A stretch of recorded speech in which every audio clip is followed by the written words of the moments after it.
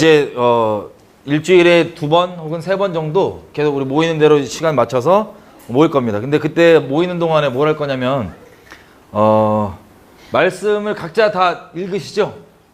네, 말씀을 여러분들이 각자 하나님과의 관계에서 말씀을 읽으시고 말씀을 대하시고 말씀 앞에 서실 때 도움이 될 수 있도록 제가 이걸 전부 다 이렇게 설명하고 얘기할 수는 없으니까 각자 개개인들이 하나님과 말씀 앞에 서실 때 도움이 될 수 있도록 큰 아웃라인을 잡는 것으로 저희가 하겠습니다. 그리고 큰 맥에서 인류 역사가 어떻게 돌아왔고 이제 어떻게 갈 거고 우리가 무엇을 붙잡아야 되는지 우리가 어느 지점에 있는지 그리고 개인적과 하나님 관계에서는 어떻게 해야 되는지 또 말씀이 대체 어떠한 것인지를 나누려고 합니다.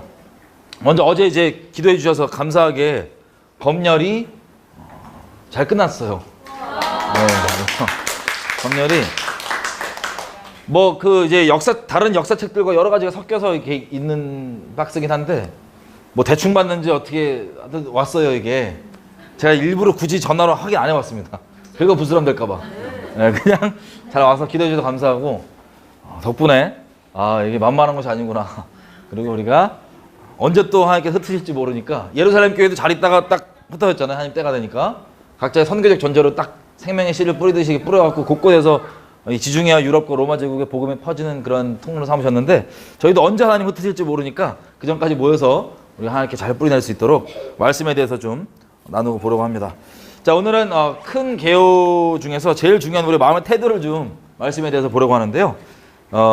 이사야서 40장 볼게요.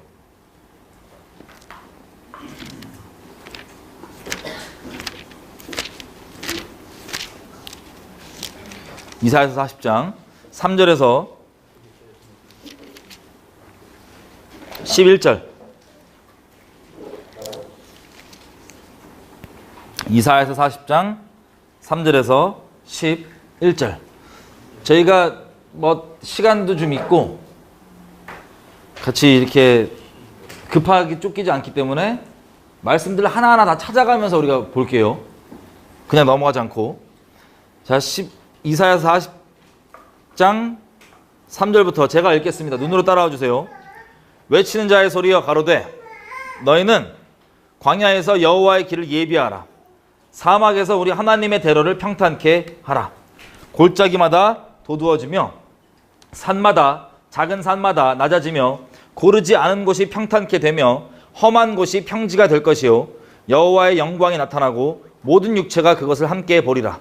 대저 여호와의 입이 말씀하셨느니라. 아멘. 자, 여기서 자르면 이거 혹시 누가 인용하는 말씀인지 아세요? 신약에서 세례 요한이 자기의 정체를 얘기할 때 자기는 광야에 외치는 자의 소리다. 그리고 이 말씀을 얘기를 합니다. 자, 놀라운 게요. 하나님의 말씀은 능력입니다. 우리가 맨날 그렇게 들어와서 능력이라며 이런 뭐 들어왔기 때문이 아니고 실제 능력인데 문제가 뭐냐? 이 전능하시고 우주보다 크신 하나님이 너무나 겸손하셔서 이 먼지만도 안 되는 우리를 너무 존중해 주세요. 너무 심하게 존중해 주세요. 말씀은 능력인데 그 말씀이 우리에게 왜 능력으로 안 나타나냐? 우리에게 문제가 있는 거예요. 특별히 우리 마음의 문제가. 여러분, 복음은요, 개인적으로 제가 이제 체험하기로도 감사하게 저는 자살을 결정한 날에 복음 3마디를 듣고 지금 여기까지 왔습니다. 지금 15년 전에 복음 3마디. 부연 설명이 필요가 없었어요. 그냥 3마디 듣고 뒤집어졌는데 그걸 돌아보면 감사하게 사람을 통해서 역사하는 길들을 제가 다 막았거든요. 워낙 완악하고 고집이 세가지고 막 난리치고 막 접근하면 막 승질내고 그러니까 성령께서 감사하게 제 마음을 직접 이 말씀 읽었던 내용 그대로 준비를 시켜주신 거예요. 그래서 마음이 준비가 돼서 어느 정도로 준비가 됐냐면 다른 것 때문이 아니라 뭐 다른 실망이 아니라 저 자신의 존재에 대한 실망. 나는 존재가 살면 안 되는 그냥 죄인이구나. 모든 생각과 모든 계획과 나는 존재가 살면 안 되는 가증한 놈이구나 라는 이 사실을 적나라하게 성령의 조명이었죠. 성령인지 몰랐어요 그때는. 조명이 된 후에 그 마음의 턱 위에, 그러니까 죽겠다고 했으니 뭐 바랄 게 아무것도 없을 거 아니에요, 그죠? 그 턱 위에 3마디를 딱 들으니까 뒤집어진 거예요. 그러니까 복음, 하나님의 말씀은 능력인데 뭐가 문제냐면 우리 마음의 문제인데 마음이 상태가 이렇습니다. 우리가 읽은 것처럼 자, 외치는 자의 소리여 가로되 너희는 광야에서 여호와의 길을 예비하라. 사막에서 우리 하나님의 대로를 평탄케 하라. 말씀 대신 하나님이 우리 심령 가운데 좌정하셔야 되는데 우리가 다른 게 너무 많은 거예요. 그래서 4절에 보면 골짜기마다 산마다 작은 산마다 낮아지며 고르지 않은 곳이 평탄케 되며 험한 곳이 평지가 될 것이요. 우리 마음 가운데 움푹 파인 곳 혹은 너무 쓸데없이 교만하게 높아져 있는 곳 등등, 그리고 길이 고르지가 않은 거예요. 길이 삐딱합니다. 삐딱, 그냥 있는 그대로 안 받아들이고 삐딱하게 받아들이는 것들 등등 수많은 걸림돌들이 있고, 이것들이 다 높은 것들은 낮아지고 또 너무 파져 있는 이 골짜기들은 메꿔지고 삐딱하게 굽어져 있는 마음들은 올바로 펴져서 무엇을 위해서? 하나님의 말씀을 위해서. 그러니까 말씀에 대한 태도예요. 쉽게 얘기하면. 이게 준비가 되면 5절에 어떻게 됩니까? 여호와의 영광이 나타납니다. 그리고 모든 육체가 그것을 함께 보리라. 대저 여호와의 입이 말씀하셨느니라. 세례 요한의 세례, 뭐냐면 죄사함을 얻는 세례라 그러죠. 저번 시간에 저희가 설교를 잠깐 나눴었는데 이 세례 요한의 세례 이후에야 성령 세례가 옵니다. 예수님께서 주신다고 하는 그 성령의 세례가. 그 세례 요한이 준비했던 게 바로 마음이 이거예요. 완전 회개하는 심령. 그냥 나는 끝이구나. 파산, 자신에 대해서. 말씀에 뭐라고 얘기하시면 토달지 않고 그냥 말씀을 있는 그대로 가난한 심령 가운데 받아들일 수 있는 그 마음. 그게 세례 요한이 자기가 밝히는 자기의 사역이었어요. 그래서 말씀이 있는 그대로, 살아있는 말씀인 예수님을 있는 그대로 받아들일 수 있도록 준비시켰던 그 일이 그때뿐 아니라 지금 우리 가운데서도 이루어져야 말씀으로 합당한 왕 되신 그 자리에 우리가 여기면서 이렇게 받아들일 수 있는 겁니다. 자, 그리고 6절에 보면 말하는 자의 소리여 가로되 외치라. 대답하되 내가 무엇이라 외치입니까? 가로되 모든 육체는 풀이고 그 모든 아름다움은 들의 꽃과 같으니 풀은 마르고 꽃은 시들면 여호와의 기운이 그 위에 불미라. 이 백성은 실로 풀이로다. 풀은 마르고 꽃은 시드나 우리 하나님의 말씀은 영영이 서리라. 아멘. 자, 우리가 잘 아는 대로 우리 자신에 대해서 영원하시고 완전하신 하나님에 대해 우리가 얼마나 아무것도 아닌지를 분명히 알아야 됩니다. 그냥 교리로 그렇다며 하니까 하는 거 말고 실제 마음의 겸비함과 가난함은 하나님의 하나님 되심과 그 앞에 거룩한 하나님 앞에 내가 얼마나 비참한 죄인인지를 분명히 성령께서 조명해 주시고 알 때, 그 은혜가 있을 때 되는 겁니다. 자, 그래서 풀은 마르고 꽃은 시들고 우리끼리 서로 뭐가 잘나 보이고 뭐가 뛰어나 보이고 뭐가 아름다워 보이고 그런 것들이 아무것도 아닌 거예요. 이게 다 아무것도 아니고 시들고 날아가고 사라지는 것들입니다. 우리가 우리끼리 모였을 때도 누구에 대해서 볼 때 우리가 열등감 느낄 수도 있고 뭐 우월감 느낄 수도 있고 이게 아무것도 아닌 거예요. 왜? 영원하신 하나님 앞에 이거는 진짜 우스개. 이거를 먼저 아는 것이 중요합니다. 이것을 세례 요한이 외쳤던 거예요. 우리는 아무것도 아닌데 말씀만 영원하다.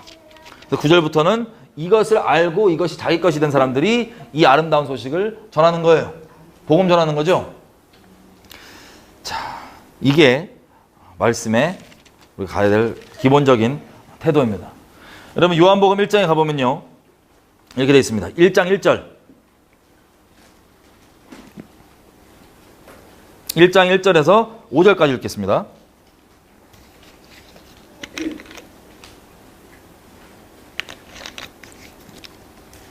1장 1절에서 5절 제가 읽을게요. 태초에 말씀이 계시니라. 이 말씀이 하나님과 함께 계셨으니 이 말씀은 곧 하나님이시니라. 그가 태초에 하나님과 함께 계셨고 만물이 그로 말미암아 지은 바 되었으니 지은 것이 하나도 그가 없이는 된 것이 없느니라. 그 안에 생명이 있었으니 이 생명은 사람들의 빛이라. 빛이 어둠에 비치되 어둠이 깨닫지 못하더라.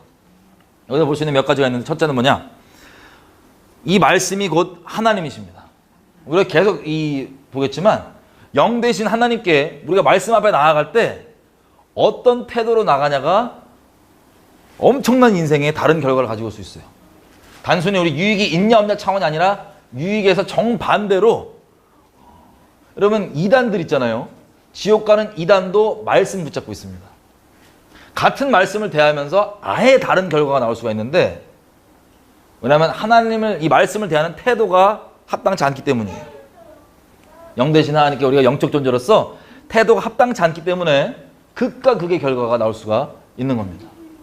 자, 또 한 가지는 뭐냐면 하나님이 말씀이신데 말씀을 우리가 접해도, 제일 비참한 분들, 말씀을 접해도 비춰도 이걸 깨닫는데 깨닫지 못한대요. 깨닫지 못한대요. 접해도. 여러분, 저희가 모여서 이 성경을 보는 시간은 성경 공부한다고 하지만 성경에 관한 지식을 쌓거나 다른 의도, 하나님을 더 깊게 알고 하나님을 사랑하고 하는 그런 의도 외에 다른 불순한 의도가 있다면 하나님께서 교정해 주시길 바랍니다. 왜냐하면 그게 자체가, 여러분 혹시 이단들 만나서 대화 보신 적 있으세요? 이단 교사들, 이단들이 쌍쌍이로 돌아다니잖아요. 보통 전도할 때 한 명은 나름 좀 안다고 하는 교사고 나머지는 견습생들이거든요. 2인 1조로 보통은. 자, 그 교사들 혹은 그 교사들을 가르치는 이단 교사들을 만나서 얘기하면 성경 지식이 빠삭합니다. 일반 우리보다 성경 지식이 빠삭해요. 근데 문제가 뭐냐면 성경 지식은 있는데 중심의 태도가 우리랑 아예 다르기 때문에 결과가 아예 다르게 나오는 거예요. 그럼 저희 중에는 한 명도 이 말씀을 대할 때 혹시 이런 얘기 들어보신 적 있죠? 여러분 교회 다닐 때도 교회에서 누가 똑같은 말씀을 들었는데 누구는 뒤집어지겠는데 똑같은 말씀에 누구는 시험 받았다고 하는 얘기 들어보신 적 있죠? 그러면 똑같은 말씀을 들었는데 뭐가 문제일까요? 사람의 마음, 그 사람의 마음의 문제예요. 자, 그래서 겸비한 마음으로, 하나님의 은혜가 없으면 말씀을 접하고 직접 부딪히고 들어도 못 깨달으면 차라리 다행일 수 있어요. 아직까지 못 깨달으면. 그런데 그 정도가 아니라 아예 실족하거나 아예 반대길로 갈 수 있는 그 일이 벌어질 수 있습니다. 그래서 우리는 합당한 태도로 하나님께 나아가야 됩니다. 자, 우리 에베소서 1장 가보면 바울이 이렇게 기도합니다. 바울이 그리스도의 마음을 받아서 자기 목숨을 따라 사랑했던 에베소 교인들을 위해서 뭐라고 기도하냐면 1장에 17절 에베소서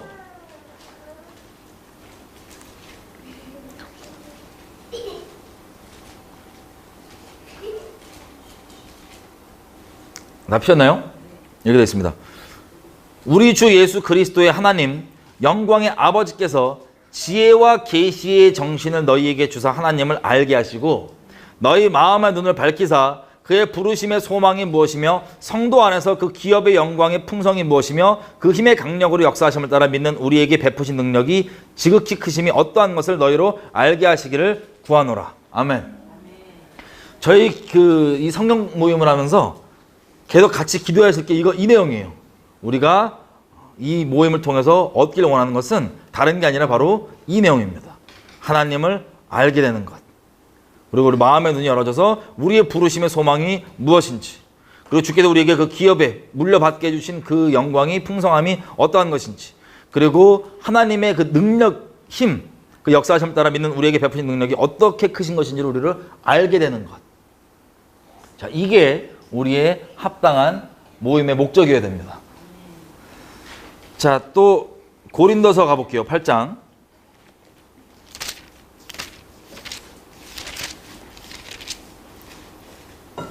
8장 1절에서 3절까지.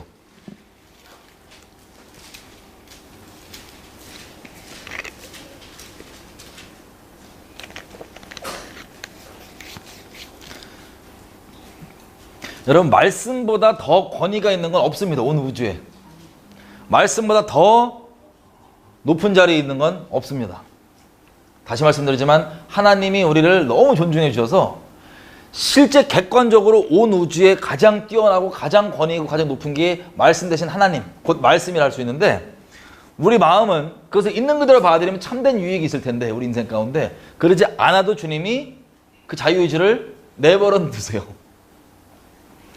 자, 우리는 말씀 앞에 우리의 의견, 우리의 느낌, 우리의 생각, 우리가 어설프게 알고 있는 교리, 호황, 이것들이 말씀과 부딪히면 뭐가 우리에게 더 우선이어야 됩니까? 여러분, 우리가 계속 이것을 볼 때 교리를 예를 들어 볼게요. 모든 것들은 만물은 말씀 대신 하나님을 위해 존재합니다. 그러면 교리도 그 교리 자체가 성경 진리 위에 터잡고 있고 흠이 없으면 괜찮은데, 우리가 차근차근 이야기하겠지만 기본은 진리에 터잡아도 흠이 있어서 틈이 있는 교리들이 있을 수가 있어요. 사람이 정리한 거기 때문에, 말씀에 대해서. 근데 그것과 말씀과 부딪히면 여러분들 뭐를 선택하시겠어요? 여러분들 알고 있는 교리 아니면 말씀? 이거 구호처럼 생각하지 말고 이거 계속 붙으실 겁니다. 확실히 붙여야 돼요. 말씀 확실하죠? 여러분 이 말씀과 이걸 딱 접했는데 여러분들 알고 있는 하나님과 좀 달라.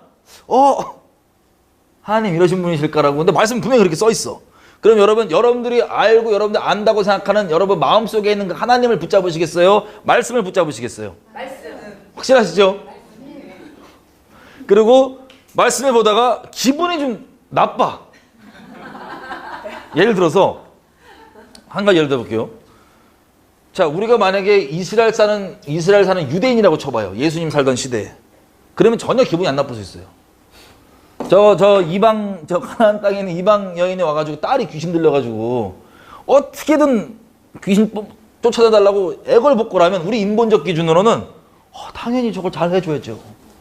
근데 예수님 어떻게 하셨습니까? 그냥 들은 척도 안 하고 계속 있었어요. 그럼 우리 같은 인본적 마음으로는 예수님께 시험 들까요, 안 들까요? 다 들어요. 거기다 그 발언까지 이어서 들으면 더 시험 들 거예요. 막 자꾸 소리 지르니까 저거 뭐냐고 그랬더니 개한테 줄 거 없다고. 그러면 이거 듣고 시험 안 드실 분, 이렇게 하나님이 우리 가운데 가장 높으시고 권위 있고 절대 선이셔야 되는데, 이미 우리에게는 우리가 마음속에 만들어 놓은 하나님과 우리가 느끼기에 이건 아니다 저건 아니다 싶은 여러 가지의 우리 마음속에 만든 하나님들 존재합니다. 그것들과 실제 말씀과 부딪히면 뭘 붙잡으실 거예요? 이게 중요합니다. 그래야 말씀을 있는 그대로 받아야죠. 이게 유일하게 불변한 진리이고 하나님이신데.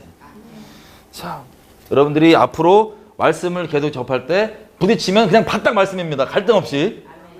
내가 잘못 알았구나 그러고 주여 이렇게 숙이시는 겸비한 이런 것도 정말 중요해요. 이 견고한 진들이 사람 마음에, 말씀 자체가 엄청난 능력이거든요. 근데 이런 여러 가지 좋아 보이기까지 하고 나에게 심지어는 과거에는 유익이 됐던 그런 것들까지도 말씀 앞에서 부딪히면 안 읽게 되는 경우가 있고 걸림이 되는 경우가 있습니다. 자, 여기 보면 8장 1절에 이렇게 돼 있어요. 우상의 재물에 대하여서는 우리가 다 지식이 있는 줄 아나 지식은 교만하게 하며 사랑은 덕을 세우나니 만일 누구든지 무엇을 아는 줄로 생각하면 아직도 마땅히 알 것을 알지 못하는 것이요 또 누구든지 하나님을 사랑하면 이 사람은 하나님의 아시는 바 되었느니라. 아멘. 아멘. 자, 8장 1절 이 내용이 뭐냐면요, 하나님이 이렇게 얘기하십니다. 교만한 자를 시편 119편에 보면 말씀에 대해서 쭉 나온 시편이에요. 거기뿐만 아니라 성경 곳곳에는 뭐라고 얘기하냐면 하나님의 말씀을 버린 자들을 교만한 자들 이꼴 하나님 말씀을 버린 자들이에요. 그러면 그 사람들은 지금 유대인들에 대해서 얘기하는 거거든요. 기본적으로 이 사람들은 네가 말씀 버렸다 그러면은 인정할까요, 못할까요? 못해요. 왜? 말씀 대신 교리나 다른 것들을 붙잡으면서 그게 말씀이라고 생각하고 있기 때문에, 엄밀히 얘기하면 진짜 말씀과 자기가 말씀, 곧 하나님이라고 생각하는 그것과 다르지만 그것을 오히려 대체해서 붙잡고 있기 때문에 하나님이 아닌 다른 것들을 붙잡고 있는 겁니다. 근데 중요한 건 이것을 하나님이 교만하다고 얘기하는 거예요. 왜 그런 일이 벌어지냐? 1절에 보니까는 뭐가 교만하게 한대요, 우리를? 지식. 여러분, 우리가 겸비한 상태에서 하나님에 관한 온전한 지식은 우리를 망하지 않게 만듭니다. 하지만 그것이 아니라 내가 무엇을 안다고 생각하는 교만함. 여러분, 교만은 여러 가지 종류가 있겠지만 기본적으로 내가 뭘 안다고 생각하는 거 있죠? 하나님이 교만한 자를 물리치십니다. 그리고 겸손한 자에게 은혜를 베풀어 주십니다. 이게 진리예요. 교만한 자는 왜 말씀이 안 들어오냐? 하나님께서 아무리 이 말씀으로 우리 가운데 은혜를 주시고 이 말씀 열어주려고 해도 내가 알고 있다고 하는 이걸로 벽으로 쳐버려요. 영적 귀가 닫혀져 있어요. 제가 예전에 이제 태국을 가서 태국에 있는 예전에 동성욕자였다가 돌아오게 된 형제가 있습니다. 지금 목사예요. 감사하게. 이 친구도 이제 누가 얘기해서가 아니고 예수님을 믿으니까 갈등을 엄청 했거든요. 갈등을 엄청 했거든요. 동성욕에 대해서. 근데 성령의 인도하심을 따라서 결국에는 그것들을 버리고 주님께 와서 이제 목회자가 됐는데,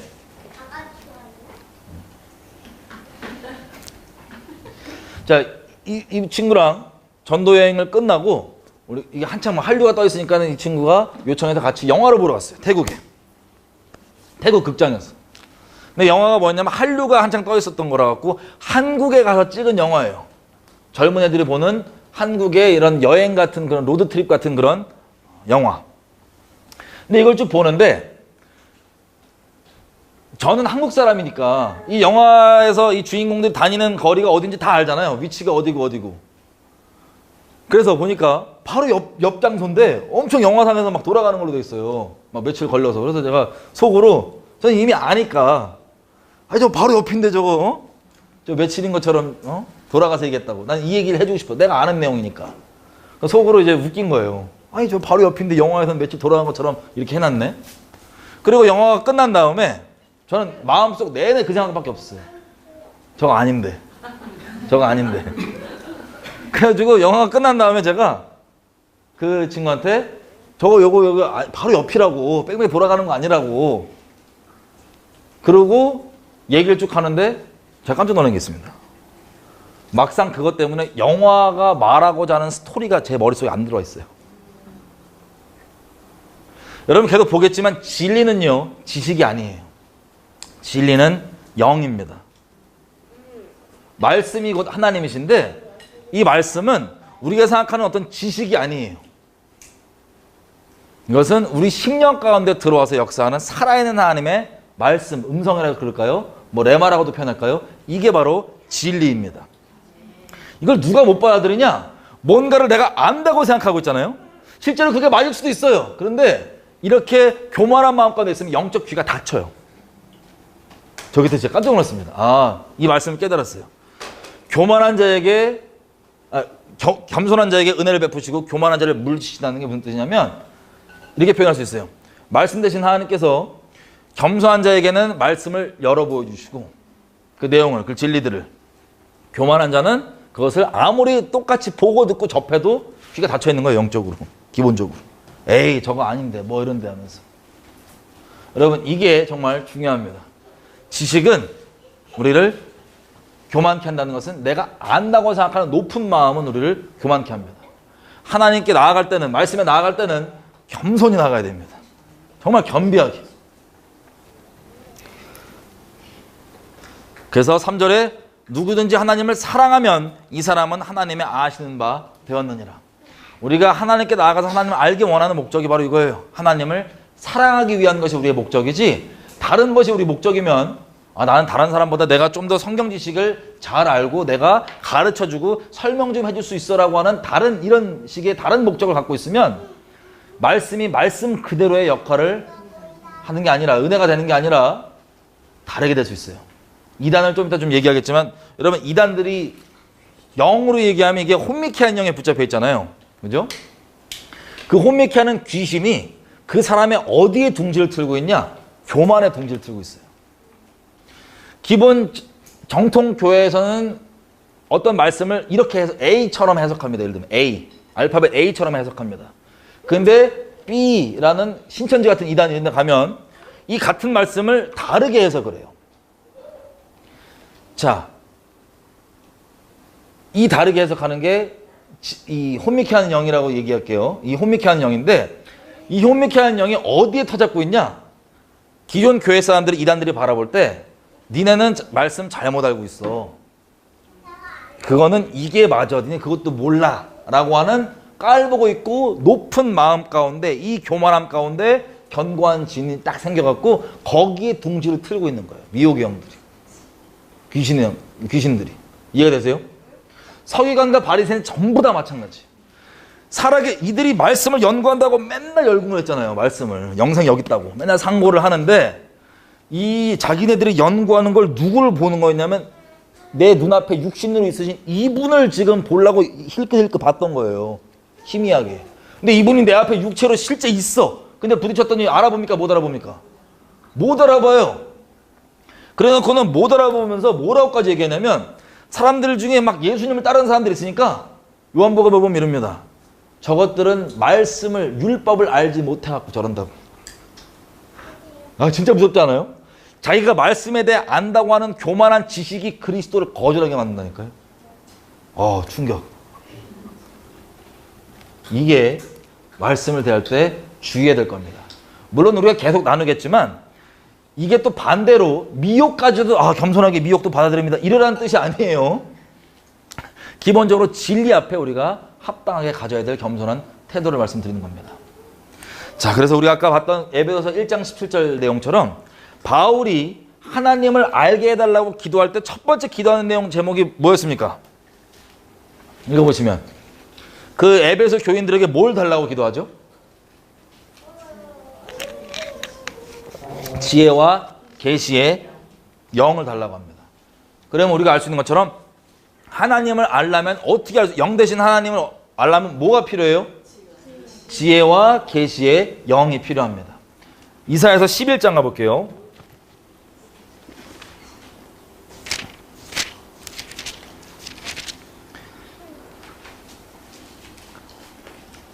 자, 성전 혹은 성막을 보면 하늘에 있는 하늘 보좌를 나름 이 땅 가운데 그렇게 표현을 해놓은 거예요. 그러니까 다시 얘기하면 하늘에 있는 실제 하나님의 보좌를 이 땅 가운데 모형으로 이렇게 해놓은 겁니다. 옮겨놓은 겁니다. 실제는 하늘에 있는 거예요. 그죠? 근데 거기에 보면은 지성소 앞에 7 촛대가 있고 향로가 계단 앞에 가고 있고 진설병이 있습니다. 이게 뭐냐면 이 7 촛대는 7 영이에요. 온 땅을 두루 감찰하는 7 영. 이 뭐죠? 성령입니다. 성령. 이사야서 11장을 보면 메시아에 대해서 예언인데 이렇게 나와 있어요. 1절, 2절만 읽을게요. 여호와의 영, 성령이죠. 여호와의 신, 성령. 곧 이 성령이 뭐냐? 지혜와 총명, 그리고 모략과 재능, 지식과 여호와를 경외하는 신이 그 위에 임하시리니. 성령은요, 그 속성을 굳이 얘기하면 7 영입니다. 그 7개가 여기 있습니다. 지혜와 총명이 뭐냐면 understanding이거든요. 총명, understanding. 이해가 되는 거예요. 깨닫는 거예요.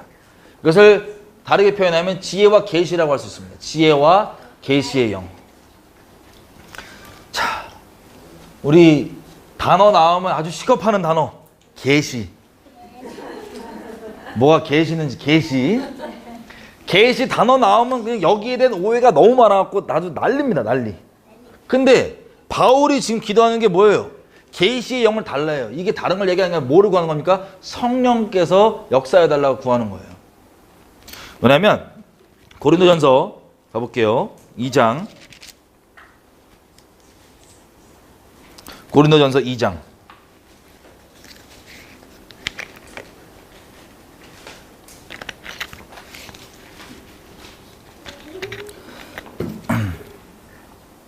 이 장에 3절부터 읽을게요. 제가 2장 3절 고린도전서 바울이 이렇게 얘기해요. 내가 너희 가운데 거할 때 약하며 두려워하며 심히 떨었노라. 위로. 여러분 만약에 전도할 때 생각하면 어떤 겁 없는 사람만 하는 거라 생각하잖아요. 겁 다 있어요. 겁 바울 형님도 있습니다. 근데 그걸 부인한 것 뿐이었던 거예요. 뭘 의지하냐? 4절에 보니까 내 말과 내가 전도하는 것이 지혜에 권하는 말로 하지 아니하고 다만 성령의 나타남과 능력으로 하여서 너희 믿음이 사람의 지혜에 있지 아니하고 다만 하나님의 능력이 있게 하려 하였노라. 아멘. 자, 이겁니다. 내가 전도할 때 말을 이렇게 잘하는 달변가니까 뭐를 좀 잘 바싹하게 알고 있으니까 이런 걸로 전도하지 않는다는 거예요. 왜? 사람이 그런 걸로 바뀌는 존재가 아니에요. 여러분들 혹시 신앙생활 하시면서 표현을 이렇게 잘못 표현했던 것들이 있었어요. 뭐냐면 누가 성경을 너무 잘 알아. 성경 지식이 막 아주 빡빡해. 그러면 너무 은혜 받았다고. 어쩜 그럼 성경을 잘 하시냐고. 이건 은혜 받은 게 아니에요. 도전 받은 거예요. 그 사람의 어떠함은 우리 영혼을 바꾸질 않아요. 이해되세요? 그 사람이 인간적인 어떠함에 그냥 오 저거 봐라 이렇게 된 거지 우리의 영혼을 바꾸는 게 아니에요. 그게. 근데 우리 영을 실제로 바꾸고 거룩하게 만들고 주님께로 돌이키게 만들고 주님께로 인도하는 것은 사람의 말을 어쩜 이렇게 잘하냐, 어쩜 그렇게 성경을 많이 하냐, 이게 바꾸는 게 아니고 성령 대신 하나님이 우리를 만졌을 때 바뀌는 겁니다. 바울이 그걸 애시당초 깨닫고, 이거 율법으로 얘기하면 바울 형님도 가말리엘 그 랍비 밑에서 얼마나 많이 배웠어요. 막 어렵게 말할 수 있어요. 근데 그렇게 안 하고 그냥 성령께서 인도해 주시는 대로 미련해 보일지라도 그냥 주시는 말을 하는 거예요. 그러면 그게 인간적으로는 감동이 아무도 없을 수 있어요. 정말 누가 못해. 근데 그게 그 껍데기가 사람을 바꾸는 게 아니고 그게 주님께서 주신 말이라면 겸손한 자들에게는 이게 가는 거예요. 10년 가운데. 결국에는 저 사람은 말을 잘하니까, 저 사람은 많이 알고 있으니까 저 사람 말을 따라야지. 이건 다 망하는 길입니다. 그 사람의 어떠함에 내가 믿음을 두겠다는 거거든요. 그게 아니라 우리는 두렵고 떨림으로 이렇게 얘기했지만 성령을 의지한 거예요. 바울은. 그래서 성령의 능력의 나타남으로 그 사람 인생 가운데 내가 말을 잘해서 설득한 이런 차원이 아니라 성령의 능력이 나타나서 성령 때문에 믿음이 쟤는 말 잘했으니까 저 말에 뿌리 내려야지, 이게 아니고 성령께 뿌리 낼 수 있도록 성령을 의지하면서 갔다는 거예요. 그러면서 계속 이어서 6절에 이렇게 얘기합니다. 그러나 우리가 온전한 자들 중에 지혜를 말하는데 이것은 이 세상의 지혜가 아니고 또 이 세상에 없어질 지도자들의 지혜도 아니고 오직 비밀한 가운데 있는 하나님의 지혜를 말하는 것이니 곧 감추었던 것인데 하나님이 우리의 영광을 위하사 만세전에 미리 정하신 것이라. 이 지혜는 이 세대의 지도자들이 하나도 알지 못하였나니 만일 알았다면 영광의 주를 십자가에 못 박지 아니하였으리라. 여러분, 이 말씀 유대인들한테 읽어주잖아요. 이 예수님 살았던 시대에 난리 나요. 여러분들이 지금 겪으시는 것과 마찬가지 비슷한 체험을 하실 겁니다. 뭐냐? 그럼 우리 랍비들이 다 잘못됐다는 소리냐? 우리 랍비들이 맨날 말씀 연구하고 맨날 기도하고 맨날 저건 신해갖고 저것만 하는데 다 잘못 알고 예수님 잡아주겠다는 소리냐? 라고 인간적인 거를 의지해서 하나님을 대적하는 그 불상사를 여러분 겪고 계시죠? 그게 계속 반복되어 오는 거예요. 이 지혜는 누구만 알 수 있냐? 세상 지혜, 지도자들의 지혜, 랍비들 특별히 얘기하잖아요. 철학자들이나 랍비들 다 포함. 그걸로 알아지는 게 아니에요. 공부를 열심히 하고 신학 박사 학위를 이만큼 따고 그렇게 알아지는 게 아니에요. 감사하게도 하나님을 아는 것은 그것으로 우리 자랑하라 그러잖아요. 우리 막 자식이 학교 어디 갔냐, 막 우리 연봉 뭐 이런 쓸데없는 걸로 썩어 없어질 것들로 자랑하지 말고 하나님 아는 것을 자랑하라고 되어 있는데, 소망 고린도전서 1장 보면, 고린도전서 1장 18절, 1장 18절 자 읽을게요. 십자가의 길이, 십자가의 도가 멸망하는 자들에게는 미련한 것이고 구원을 얻는 우리에게는 하나님의 능력이라. 기록된 바 내가 지혜 있는 자들의 지혜를 멸하고 총명하는 자들, 자기가 똑똑하다고 하는, 안다고 하는 교만한 자들이죠. 총명한 자들의 총명을 폐하리라 하셨으니 지혜 있는 자가 어디 있냐? 선비가 어디 있느냐? 이 세대에 말 잘하는 사람이 어디 있느냐? 하나님께서 이 세상의 지혜를 미련하게 하신 것이 아니냐? 하나님의 지혜에 있어서는 이 세상이 자기 지혜로 하나님을 알지 못하기 때문에 하나님께서 전도에 미련한 것으로 믿는 자들을 구원하시기를 기뻐하셨도다. 아멘. 이 세상에 여러분 잘 아셔야 될 게 이겁니다. 우리가 성경 공부를 한다고 이름은 공부라고 표현되어 있지만 열심히 하고 인간적인 정성을 들인다고 하나님 만나는 건 아니에요. 하나님 아는 건 아니에요. 서로가 육체를, 하나님을 자랑하는 게 아니고 우리가 육체를 자랑할까 봐. 야, 너는 그렇게 성경 공부를 그렇게 열심히 했어. 하루에 5시간씩 맨날 했다고 인간적으로 감동받아요. 도전받아요. 우리는 은혜 받았다고 잘못 표현하지만, 야, 어떻게 이렇게 맨날 그렇게 하냐. 야, 기도를 하루에 5시간씩 했다고? 와, 은혜 받는 게 아니라니까요. 그런 우리의 어떠함으로 하나님을 알 수가 없습니다. 여러분들이 신학 학위가 진짜 한 10개가 있다고 쳐봐요. 박사, 석사 뭐 쫙 하고 10개가 있어요. 그리고 성경을 원어로 창세기 1장 1절부터 계시록 끝장까지 다 외운다 쳐봐요. 원어 수술 다 풀고 다 외운다 쳐봐요. 그런다고 하나님 아는 게 아니에요. 그거 다 알고도 하나님을 모를 수가 있습니다. 감사하게 하나님 아는 것을 누구의 권한에 두셨냐면 하나님께 두셨습니다. 우리에게 뒀으면 우리가 자랑할까봐, 어떤 육체라도 자랑치 못하게 하려 함이라. 자랑할까봐 하나님 은혜에 두셨어요. 은혜가 뭡니까? 받을 자격이 없는데 그냥 두신 게 은혜예요. 내가 받을 자격이 있어서 내가 그것을 벌어서 받는 건 급여예요. 보상이에요. 은혜는 보상이 아니고 자격이 없는데 거저 그냥 받은 게 은혜입니다. 하나님 아는 것을 감사하게 은혜에 두셨어요.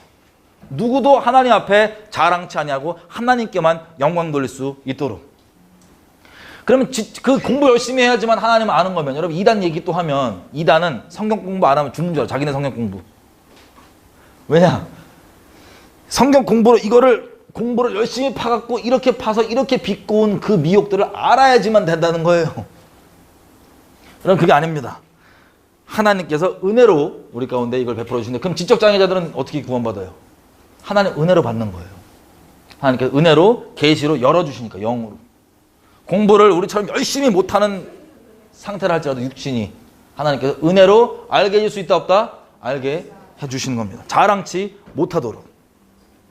그래서 26절 보면, 형제들아 너희를 부르심을 봐라. 육체를 따라 지혜 있는 자가 많지 아니하며 능력 있는 자가 많지 아니하며 문벌 좋은 자가 많지 아니하도다. 그러나 하나님께서 세상에 미련한 것들을 택하사 지혜 있는 자들을 부끄럽게 하려 하시고 세상이 약한 것들을 택하사 강한 것들을 부끄럽게 하려 하시며 하나님께서 세상에 천한 것들과 멸시받는 것들과 없는 것들을 택하사 있는 것들을 폐하려 하시나니 이는 아무 육체라도 하나님 앞에서 자랑하지 못하게 하려 하심이라. 아멘. 와, 이 말씀 뭐 맨날 불어요 이거.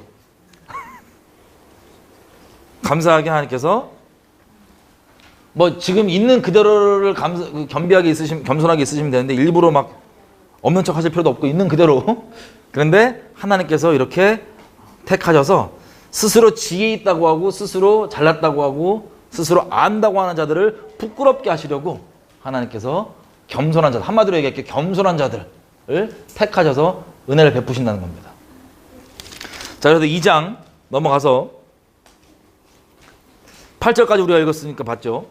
이 하나님의 지혜는 세상의 랍비들도 아무리 종교적인 열심을 내고 뭘 해도 그걸로 알 수 있는 게 아니라 하나님의 은혜로만 안다는 겁니다. 자랑할까 봐. 그래서 서기관과 바리새인들이 무시하고 멸시했던 창녀, 세리, 이런 사람들 있죠. 이런 사람들이 더 은혜 받기 용이했던 거예요. 그 사람들이 이미 자기가 높다고 생각 안 하는 사회였기 때문에, 겸비한 마음 가운데 기본의 터는 다른 사람들보다 그분보다 더 쉽게 있을 수 있었기 때문에. 그래서 나는 기도도 많이 하고 맨날 말씀 연구하고 잘났다고 하는 그 사람들을 부끄럽게 하려 하시려고. 자, 9절에 보면 하나님이 자기를 사랑하는 자들을 위하여서 예비하신 모든 것은 눈으로 보지도 못하고 귀로도 듣지도 못하고 사람의 마음으로 생각지도 못하였다함과 같으니 오직 하나님이 성령으로 이것을 우리에게 보이셨으니 성령은 모든 것 곧 하나님의 깊은 것이라도 통달하시느니라. 그러니까 성령을 통해서 우리에게 은혜를 베푸시는 건 우리의 힘으로 알 수 있는 게 아니라 하나님께 예비하신 것들이 성령의 은혜로 우리에게 열어주어지지 않으면 모르는 거예요. 그럼 말씀에 나아갈 때 우리가 점점 더 겸손해지겠습니까? 점점 교만해지겠습니까? 점점 겸손해질 수밖에 없어요. 하나님께 나아가면 나아갈수록 겸손해질 수밖에 없어요. 가짜 겸손으로 자기 속으로는 자기 완전 진짜 잘난 척하면서 속으로는, 겉으로는 아유 뭐 주님이 그냥 뭐 이렇게 될 수가 없어요. 하나님 정말 알아가면 알아갈수록 그분께 갈수록 내가 얼마나 존재적으로 죄인인지, 반역자인지, 얼마나 하나님 앞에 교만한 자인지, 얼마나 음란한 자인지 이게 존재적으로 계속 조명이 되는 거예요. 그럼에도 불구하고 우리 붙잡고 계신 그 주님께 은혜로만 나가게 되고 점점 더 겸손해지게 됩니다. 근데 11절 보면 11절 사람의 사정을 사람의 속에 있는 영 외에는 누가 알겠냐.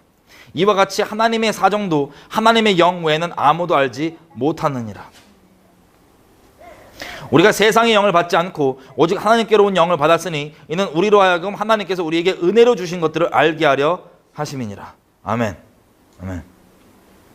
자, 이렇게 지혜와 계시의 영을 구하는 게 하나님께서 우리에게 어떤 걸 주셨고 하나님이 대체 어떠한 분이신지를 알게 해주시려고 그게 필요한 겁니다. 그럼 계시란 단어가 우리가 오해가 너무나 많은데 그럼 요즘 시대에 계시가 있어요 없어요? 이 얘기 들으면 또 막 눈 동그래져 갖고 이건 또 무슨 소린가? 여러분 계시는요 영어로 reveal입니다. reveal. 열어 보여주다는 뜻이에요. 해보세요.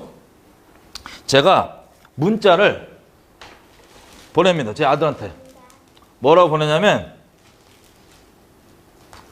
밥은 먹었냐? 이놈아? 이렇게 보냈어요. 밥은 먹었냐 이놈아? 이렇게 보냈어요. 자 문자로 딱 받으니까 이 아들이 뭐라고 써 있습니까? 밥은 먹었냐 이놈아 딱 돼 있으면 사람 마음밭에 따라서 아예 해석이 달라집니다. 이게 저는 어떤 마음으로 했냐면 아들이 너무 생각나고 사랑스러워가지고 밥은 먹었냐 이놈아 이렇게 보는 거예요. 너무 사랑스러워서. 근데 얘가 이걸 받았을 때 얘가 나이가 있다고 쳐봐요. 한 20살 뭐 한 30살 됐다고 쳐봐요. 그러면 부모가 자식 생각해서 사랑스러워갖고 보낸 건데 지가 마음 따라는 요즘에 좀 스트레스도 있고 뭐 직장도 좀 못 구했다. 그러면 어떻게 오냐면 와 이제 부모까지도 자기를 지금 직장 못 구했다고 밥은 먹고 다니냐고 처신 못한다고 이렇게 나를 비참하게 만드는구나 라고 오해할 수도 있고 그죠? 내 의도와는 전혀 다르게 이 똑같은 제가 보낸 문자를 보고 아니면 또 날 이렇게 뭐 하여튼 별의별 해석을 자기 딴에는 내가 저번에 가서 배고프다 밥 달라고 집에 한번 들려서 나한테 이랬나? 등등 혼자만 해석을 A, B, C, D 혼자만의 이 문자에 대한 해석을 이만큼 만들어놔요. 자기 혼자. 근데 보세요. 이건 얘 해석이에요. 근데 이것을 쓴 사람이 누굽니까? 이 문자를. 저죠. 어떤 마음으로 썼는지는 제가 잘 알아요? 제가 연구를 많이 한다고 알아요? 아니면 내가 말해주면 끝나요? 내가 잘 알아요. 내가. 지가 아무리 이 문자 가지고 맨날 연구를 하고 앉았어. 아니 얘야 나 너 사랑해서 이렇게 밥은 먹고 다니니 놈아? 이렇게 얘기한 거라고 이거 한 번 마음을 열어주면 끝날 텐데 이거 없이 내가 연구하겠다고 난 똑똑하니까 이래갖고 이거를 문자를 계속 연구하고 원어 뒤져보고 막 야 이놈아 할 때 놈자가 한자더라 막 별의별 해석을 혼자 다 해. 그래서 사람들 설명해 줄 때도 이 뜻을 분명히 얘기 안 하고 이렇게 볼 수도 있고 이렇게 해석할 수도 있고 막 지도 헷갈려. 다른 사람도 다 헷갈리게 만들어. 근데 이거에 대한 진짜 해석은요 내가 쓴 거기 때문에 어떤 마음인지 내가 알잖아요. 내가 그래갖고 아들한테 가서 그래요. 야 그게 아니고 너 너무 사랑스러워서 밥은 먹고 다니냐고 임마. 이런 마음을 했다고 내 마음을 영어로 reveal 어떤 마음이었는지를 내가 계시해 주잖아요. 열어 보여주잖아요. 그럼 얘가 갖고 있는 스스로의 다른 해석들 날아가요 안 날아가요? 다 날아가요. 그리고 얘가 누구한테도 분명히 어떤 마음이었는지 전할 수 있어요 없어요? 이거에 대해서 이런 마음이라 확실하게 전할 수 있어요. 왜? 쓴 사람의 마음을 내게 나눠줬거든. 확실하게 전할 수 있어. 제가 이스라엘 가서 랍비들 만나고 누굴 만나고 뭐 신학 많이 했던 사람들 만나면 너무 힘들어요. 대화하면. 아니 말씀 한 구절 가지고 이렇게 해석하는 사람도 있고 저렇게 해석할 수도 있고 이렇게 해석할 수도 있고 이렇게 왜 이렇게 복잡해 사람이. 자기 지식 때문에 더 미쳐있더라고요 그냥. 아니 대화를 하고 싶다고 사람 대 사람으로 무슨 얘기를 하면 이건 무슨 신학이야 이건 무슨 주의야 대화를 하고 싶다고요 당신과. 대화가 안 돼요. 그리고 불쌍하게 이 심플한 말씀 내용도 못 받아들이고 영접 못하면서 자기 너무 잘 알고 있고 다 멸시해. 주변에 있는 분들. 나 보고 너무 슬프더라고. 이게 뭐지?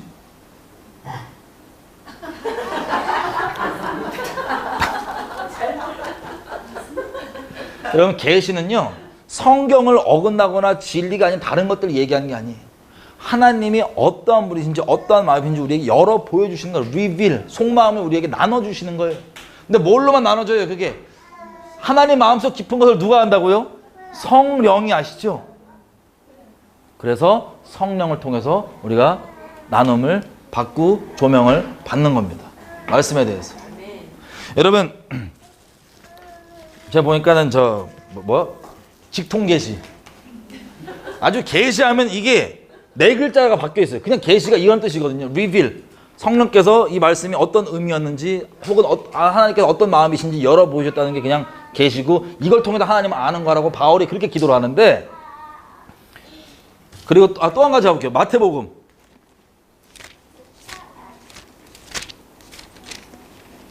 마태복음 11장 27절.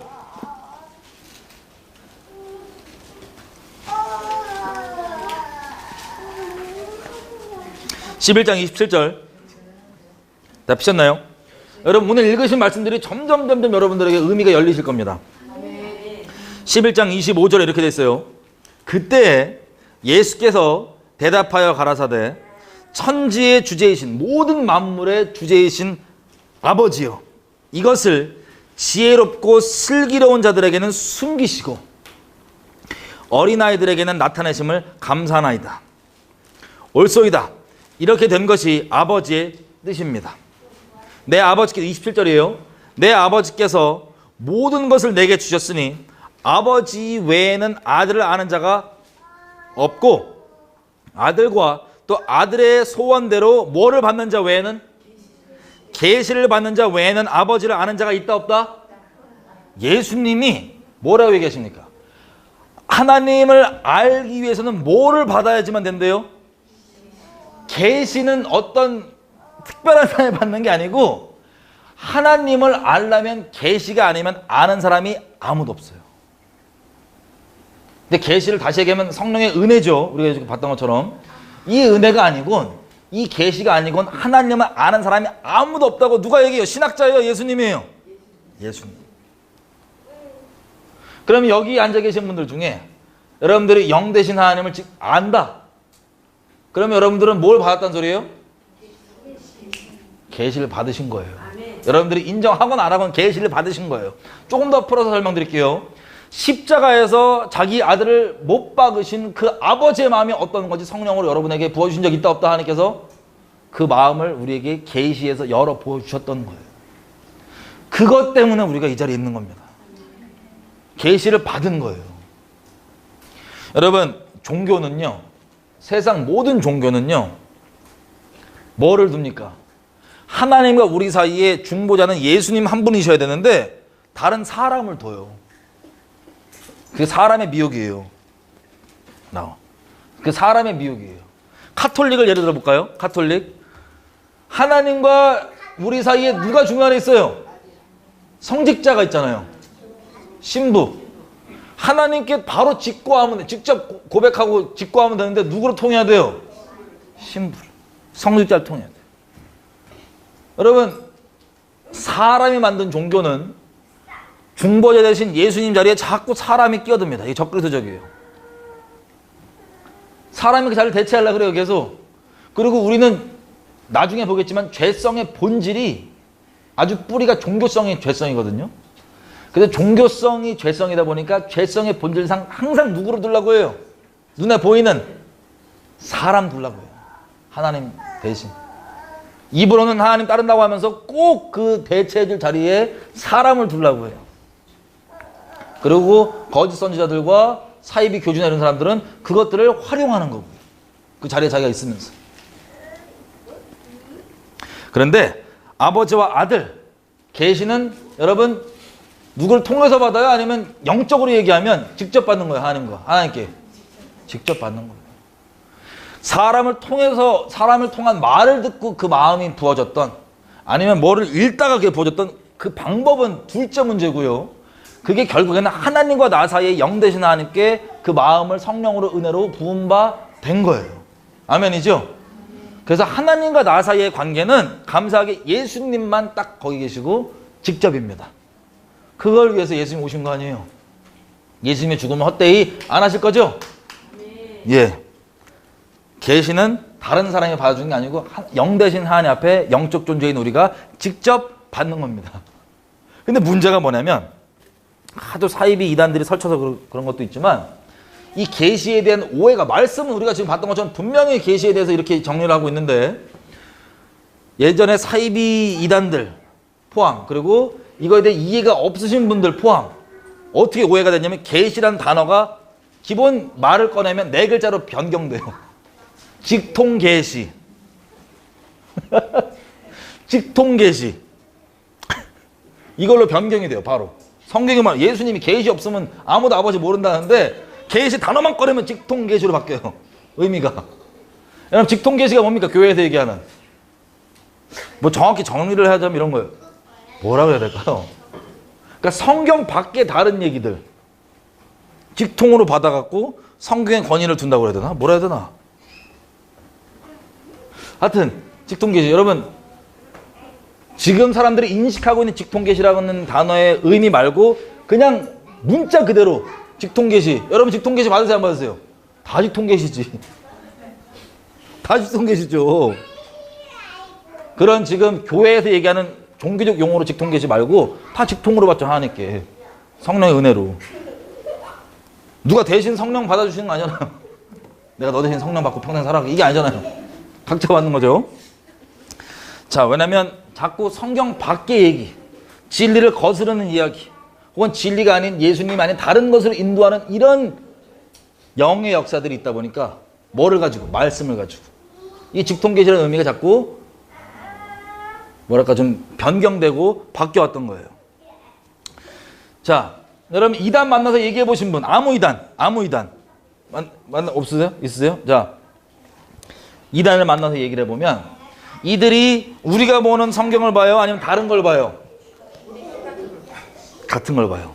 대부분 뭐 여호와의 증인 진의 번역본은 따로 있고 하지만 어쨌든 기본적으로 얘기하면 대부분 이단들은 다른 성경을 보지 않고 우리가 보는 성경을 봅니다. 다시 질문 드릴게요. 그럼 이 성경은 진리예요? 아니에요? 근데 진리를 보는데 이단은 왜 이단이 되죠? 자, 이건 진리인데, 이건 좀 더 자세히 얘기할게요. 나중에. 진리인데 이거는 글자예요. 말씀은 진리입니다. 근데 진리는 더 깊게 들어가면 진리는 영이에요. 똑같은 말씀을 보고 해석이 왜 다르냐? 이 말씀을 보게 하는 계시가 달라서 그래요. 다시 얘기하면 다른 영으로 봐서 그래요. 다른 영으로. 말씀 자체는 문제가 없어요. 그런데 이 말씀을 다른 영으로 보기 때문에 해석이 다른 거예요. 제가 말씀드렸죠. 말씀을 접하고도 전혀 천차만별의 차이가 날 수 있는 이유를 제가 설명해서 드리고 있습니다. 영이 달라요. 제가 외계인 종교 있죠. 외계인 종교. 얘네들을 만나보세요. 외계인 종교 믿는 애들을. 얘네들 얘기를 들어봤더니 얘네도 성경을 봐요. 황당하게. 외계인은 믿는 근거가 성경이에요. 뭐 왜 어디가 근거냐 봤더니 와, 하나님이 삼위일체시죠. 그런데 성경에 보면 이거 하나님의 교회라고 하는 이단이 있어요. 걔네들도 이거를 비슷하게 이용해 먹는데 한 군데 가볼게요. 창세기 1장 26절.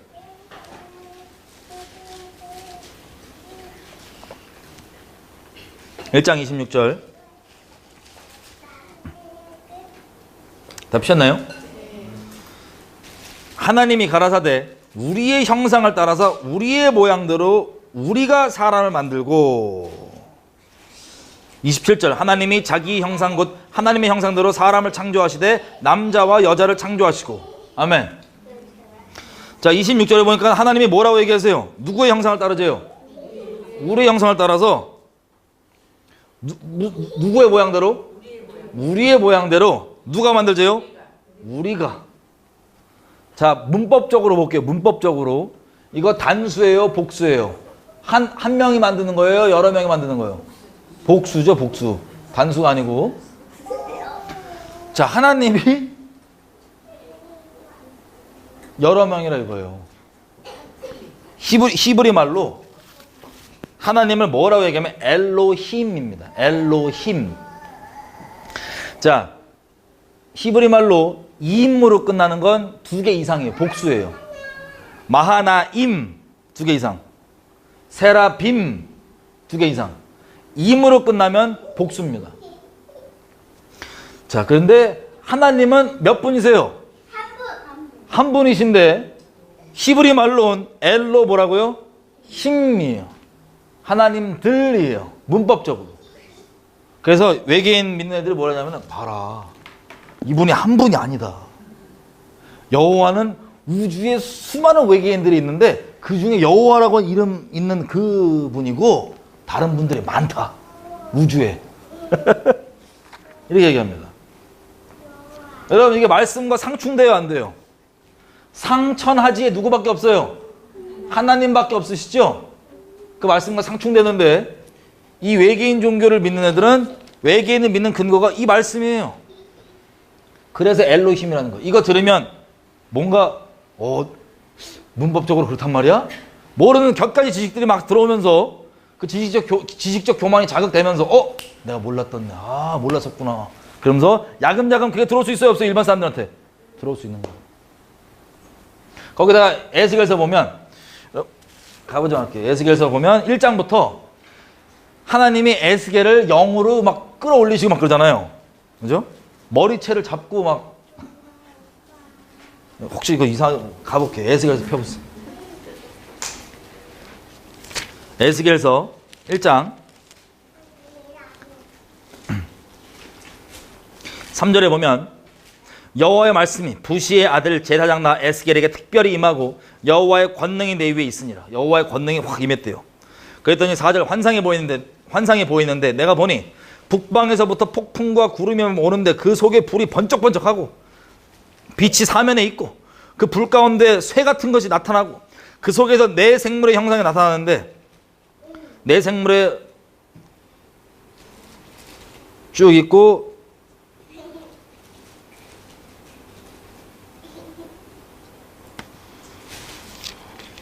자 15절 에스겔서 자 에스겔이 보니까 뭐가 나오냐면 하나님의 보좌가 보여요. 네 생물들이 천사들이 하나님의 보좌의 양 끝에 이렇게 있었고 막 같이 움직이는 거예요. 날개짓 하면서 막 불이 번쩍번쩍하고. 근데 문제가 15절에 보면 내가 그 생물들을 보니까 그 생물 곁 땅 위에 뭐가 있대요? 바퀴가 있대요. 바퀴가 하나씩 있고 바퀴가 막 가는 곳마다 20절 그 어디든지 그 영이 가려고 하면 생물도 그 영 가려고 하는 곳으로 가고 바퀴도 그 곁에 있는 그 곁에서 들리니 이는 생물의 신이 그 바퀴 가운데 있습니다. 어떻게 돼요? 바퀴가 들려서 쫙 날아갔다가 바퀴가 갔다가 바퀴가 바퀴 그렇게 보이는 거예요. 그리고 뭐 나중에 보면 머리채를 잡아서 막 하나님께서 영어로 들고 막 예루살렘도 보여주시고 막 이럽니다. 에스겔을. 이런 것들을 뭐라고 얘기하냐? 외계인 믿는 사람들은 에스겔이 본 게 뭘 봤대요? UFO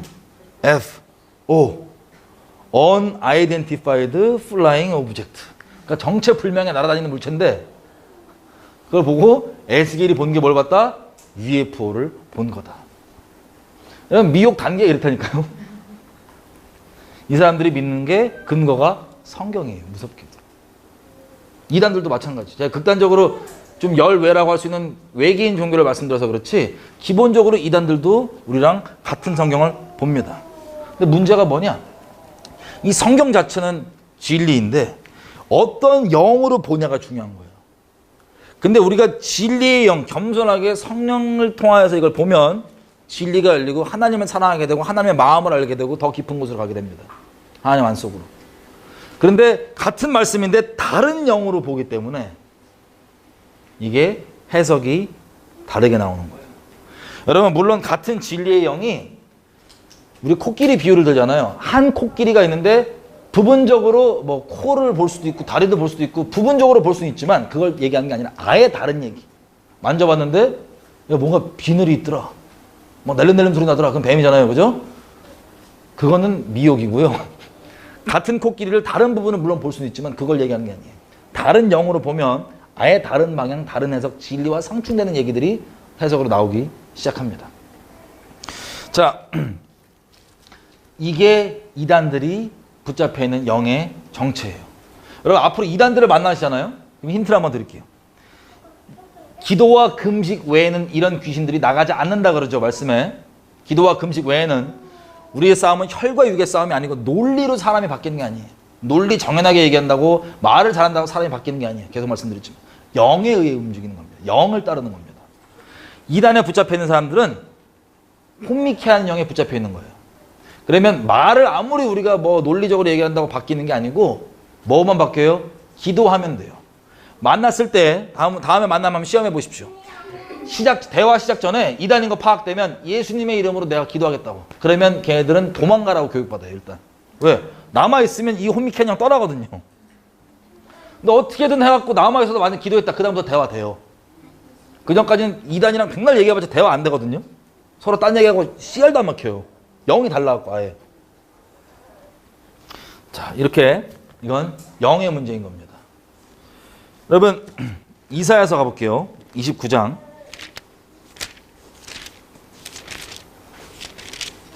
또 한 가지는 뭐냐면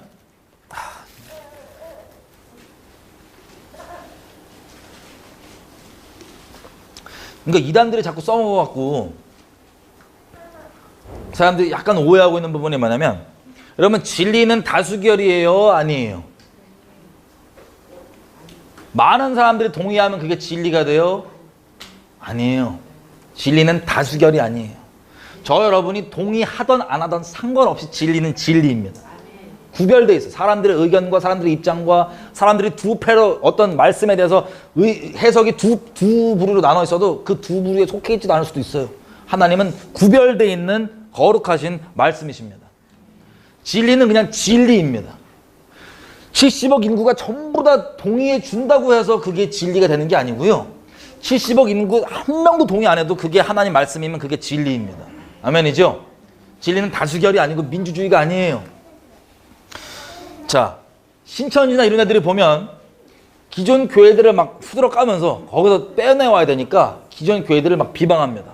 그리고 욕하고 막 그럽니다. 그러다 보니까 기존 교회를 비방하고 욕한다고 느껴지면 무조건 이단으로 보거나 비진리로 보는 이상한 진리에 타협지 않은 그게 나왔어. 그리고 다수결과 주류를 따라가려고 하는.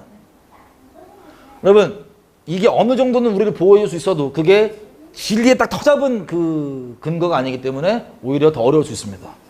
어떤 식이냐면 예수님이 이 땅에 계셨을 때 다수 있죠. 랍비들이 대다수였어요. 정통이었어요. 이게 신학교였어요.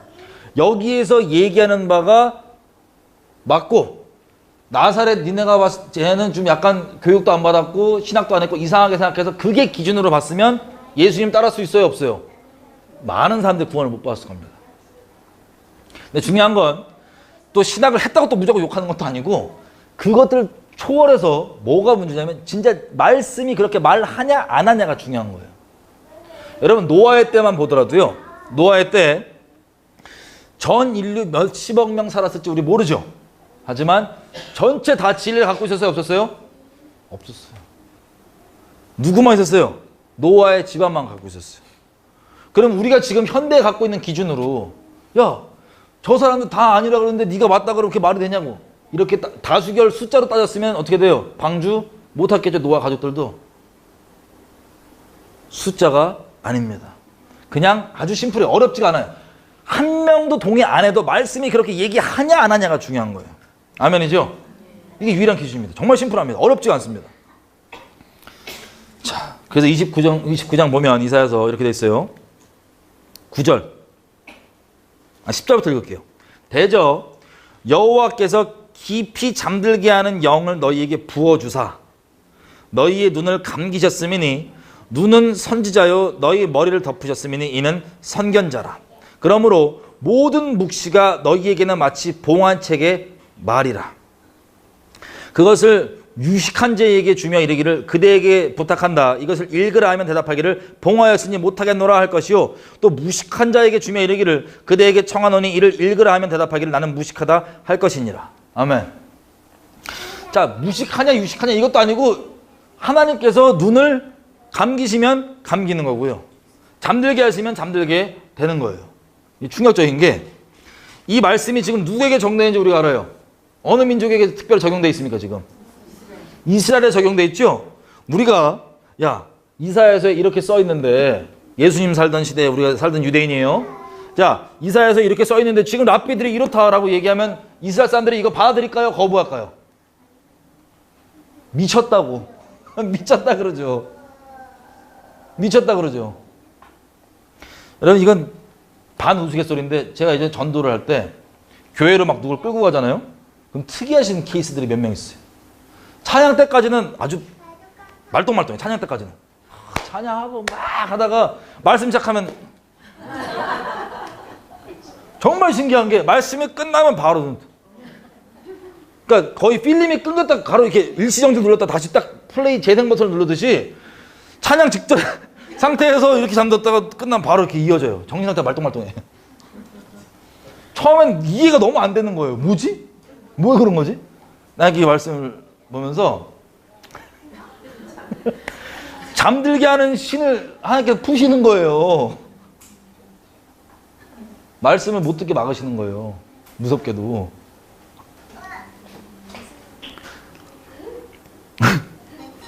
여러분, 우리가 저번에 봤지만 예수님이 계셔서 이 땅 가운데 비유로 얘기하시고 설교할 때도 뭐라고 얘기해요? 제자들이 놀랍니다. 아니, 거의 막 그 어린 애들도 알아듣는 이 쉬운 진리를 비유로까지 얘기해 주셔서 애들 다 알아듣는데 왜 저 똑똑하다고 하는 랍비들과 서기관과 바리새인들은 왜 못 알아듣냐고. 그때 뭐라고 얘기합니까? 이사야서에 써 있는 것처럼 저희들의 눈을 감기우고 귀를 막아서 회개 못하게 하려고. 충격이죠? 회개 못하게 하려고. 이유가 있습니다. 13절. 주께서 가라사대 왜 그러냐? 이 백성이 입으로는 나를 가까이하며 입술로는 나를 존경하지만 그 마음은 내게서 멀리 떠났나니 그들이 나를 경외함은 사람의 계명으로 가르침을 받았을 뿐이니라. 그러므로 내가 이 백성 중에 기이한 일, 곧 기이하고 가장 기이한 일을 다시 행하리니 그들 중에 지혜자의 지혜가 없어지고 명철자의 총명이 가리워지리라. 와. 아까 말씀드렸던 거 있죠? 교만한 자들, 이 마음 어려운 자, 이들이 근본적으로 뭘 하고 있냐면 나중에 계속 보겠지만 말씀이신 하나님을 다른 걸로 대체하고 있는 상태예요. 사람이 만든 종교 틀과 다른 계명으로. 근데 입술로는 주여 주여 하고 입술로는 한 경외한다고 하니까 하나님이 그거를 가려버리시는 거예요, 그냥. 이건 나중에 보겠습니다. 사람의 미혹편에 자세히 좀 보겠습니다. 어쨌든 이렇게 눈을 가릴 수 있는데 이스라엘에 이게 실제 벌어지고 지금까지도 이어지고 있어요. 유대인들 전도하면 제가 그때 말씀드렸죠. 복음을 다 듣고 성령이 만지심까지 있고 얘가 깜짝 놀라고 말씀 이런 뜻이었냐고 열렸음에도 불구하고 결론적으로 예수님을 안 믿겠대요. 왜? 그러면 우리 전부 랍비들이 수천 년 동안 그렇게 하나님께 헌신하고 그렇게 인간적으로 보기에 선하게 저렇게 사시는데 다 잘못된 거냐 그러는 거예요. 그 사람의 미혹, 자기 랍비들 그런 것들 때문에 눈앞에서 예수님을 거부하는 걸 제가 보고 너무 충격을 받았습니다. 여러분, 이 일이 이스라엘만 벌어질까요? 아니면 전 세계 모든 사람들에게 벌어질까요? 벌어집니다. 진리는 다수결이 아니에요. 이단들이 이걸 악용해 먹은 것도 있지만 많은 수가 얘기한다고 되는 게 아니라 많은 수가 인정하거나 안 하거나 상관없이 말씀이 얘기하면 맞는 거고 말씀이 아니면 아닌 겁니다. 아멘이죠? 이걸 정확히 갖고 계셔야 돼요. 말씀만이 우리의 최종 권위입니다. 왜냐하면 랍비들도 마찬가지지만 소위 신학자라고 하는 분들도 이렇게 눈이 가려질 수 있을까요? 없을까요? 어느 부분에 대해서? 있어요. 근데 사람에게 말씀보다 사람에게 권위를 더 두는 사람들은 왜 그럼 여지껏 신학자들이 몰랐냐? 이런 식으로 말씀이 분명히 얘기하는 걸 확인하고도 왜 몰랐냐라고 반문하면서 말씀을 거부할 수 있다 없다? 있는 거예요. 마치 그 유대교인들이 제가 만났던 유대교인이 랍비를 핑계로 말씀 본체이신 예수님을 거절한 것처럼. 여러분, 이 일이 이스라엘에게만 벌어지는 게 아닙니다. 고린도서 10장에서 얘기한 것처럼 후서 10장이죠. 이스라엘에 벌어진 일은 말세를 사는 우리에게 똑같이 거울처럼 보고 그러지 말라고 벌어진 거예요. 여러분, 말씀은 말씀입니다. 예를 한번 세상 사람들도 알아들 수 있는 아주 쉬운 예를 한번 들어볼게요. 말씀을 대하는 우리의 태도가 만약에 여러분 재산이 있으신데 누가 이걸 투자를 하라 그래요. 어디다가. 세상 사람도 알아들을 수 있게 비트코인 들어보셨죠? 비트코인이 뭐 예를 들어서 지금 뭐 10,000원이라고 쳐봐요. 지금 10,000원인데 야 1년 내로 이거 1,000,000원 될 거야 라고 딱 그래요. 근데 만약에 그 말이 사실이야. 진짜 그렇게 돼. 그러면 그게 진짜야. 누구도 부인할 수 없어요. 진짜야. 그렇게 돼요. 그걸 여러분 확실하게 알고 진짜 그렇게 될 거예요. 그럼 여러분 투자하시겠어요? 안 하시겠어요? 전재산 다 끌어봐요. 전재산 다. 이거 확실하면 10,000원짜리가 1,000배가 뛴다고 다 끌어박을 거 아니에요. 그죠? 안 하는 사람은 이상한 사람일 거 아니에요. 그게 확실하다면. 여러분, 하나님의 말씀은 더더욱 확실합니다. 온 세상이 우리가 뭐 투자하거나 여기 투자하는 분들 몇 분 있는데 투자하거나 이럴 때 보면 맨날 막 그 불안하단 말이에요. 뭐에 따라서 상황 영향받아갖고 막 변동돼갖고 막 이게 내려갔다 올라갔다 막 맨날 상황에 영향받아요.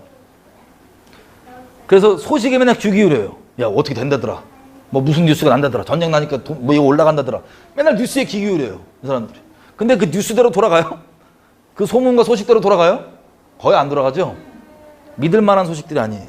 근데 감사하게 아무리 그렇게 될 것 같아도 안 되는 경우가 허다한데 하나님의 말씀은 전혀 그렇게 안 될 것 같이 보여도 말씀이 그렇다 그러면 그렇게 돼요, 안 돼요?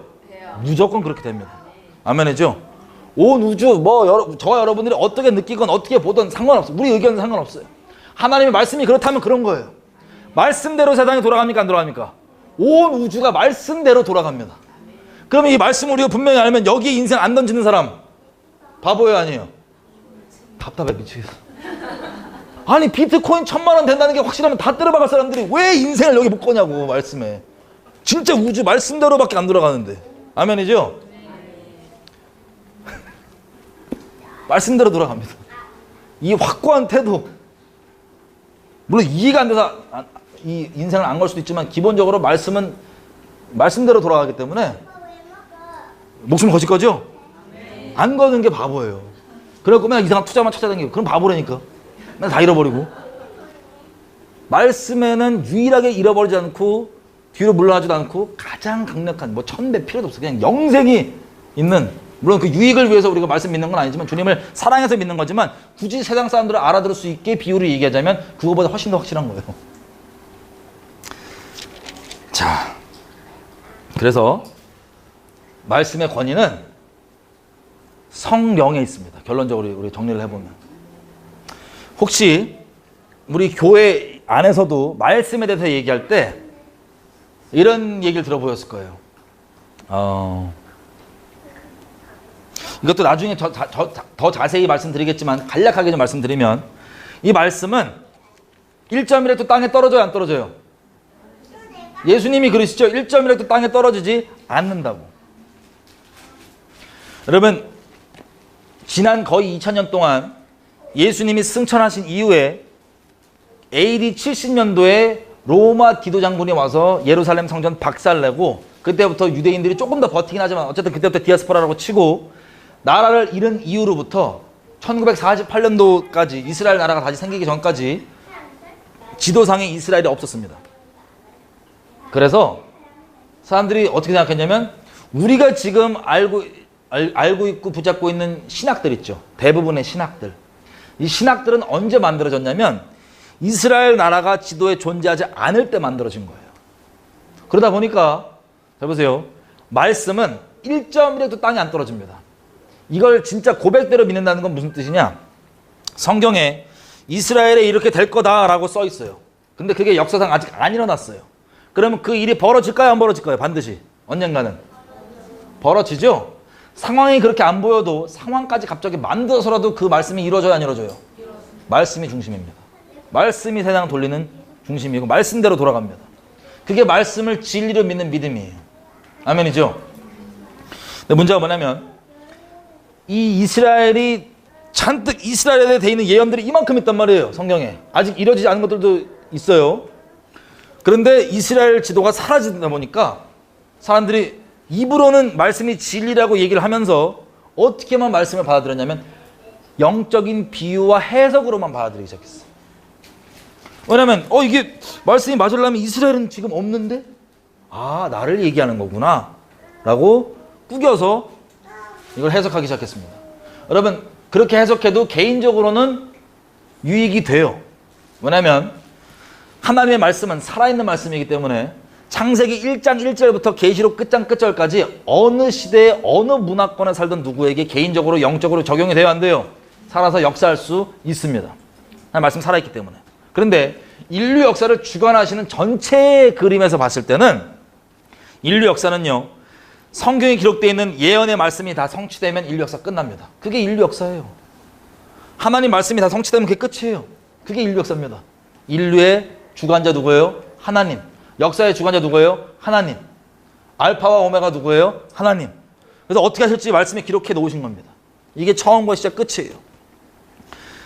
그런데 자, 이 틈들이 어떤 것들이 있을 수 있냐면, 유대인들이 믿을 때 전통적으로 이렇게 믿었단 말이에요. 이방인과는 섞이면 안 돼요. 유대인들은 자기네들 전통적으로 이게 진리 그 자체는 아니에요. 전통적으로. 하나님의 시대의 흐름 따라서 그렇게 이걸 교리로 갖고 있었는데 이건 진리가 아니었어요. 교리로는 그렇게 갖고 있었는데.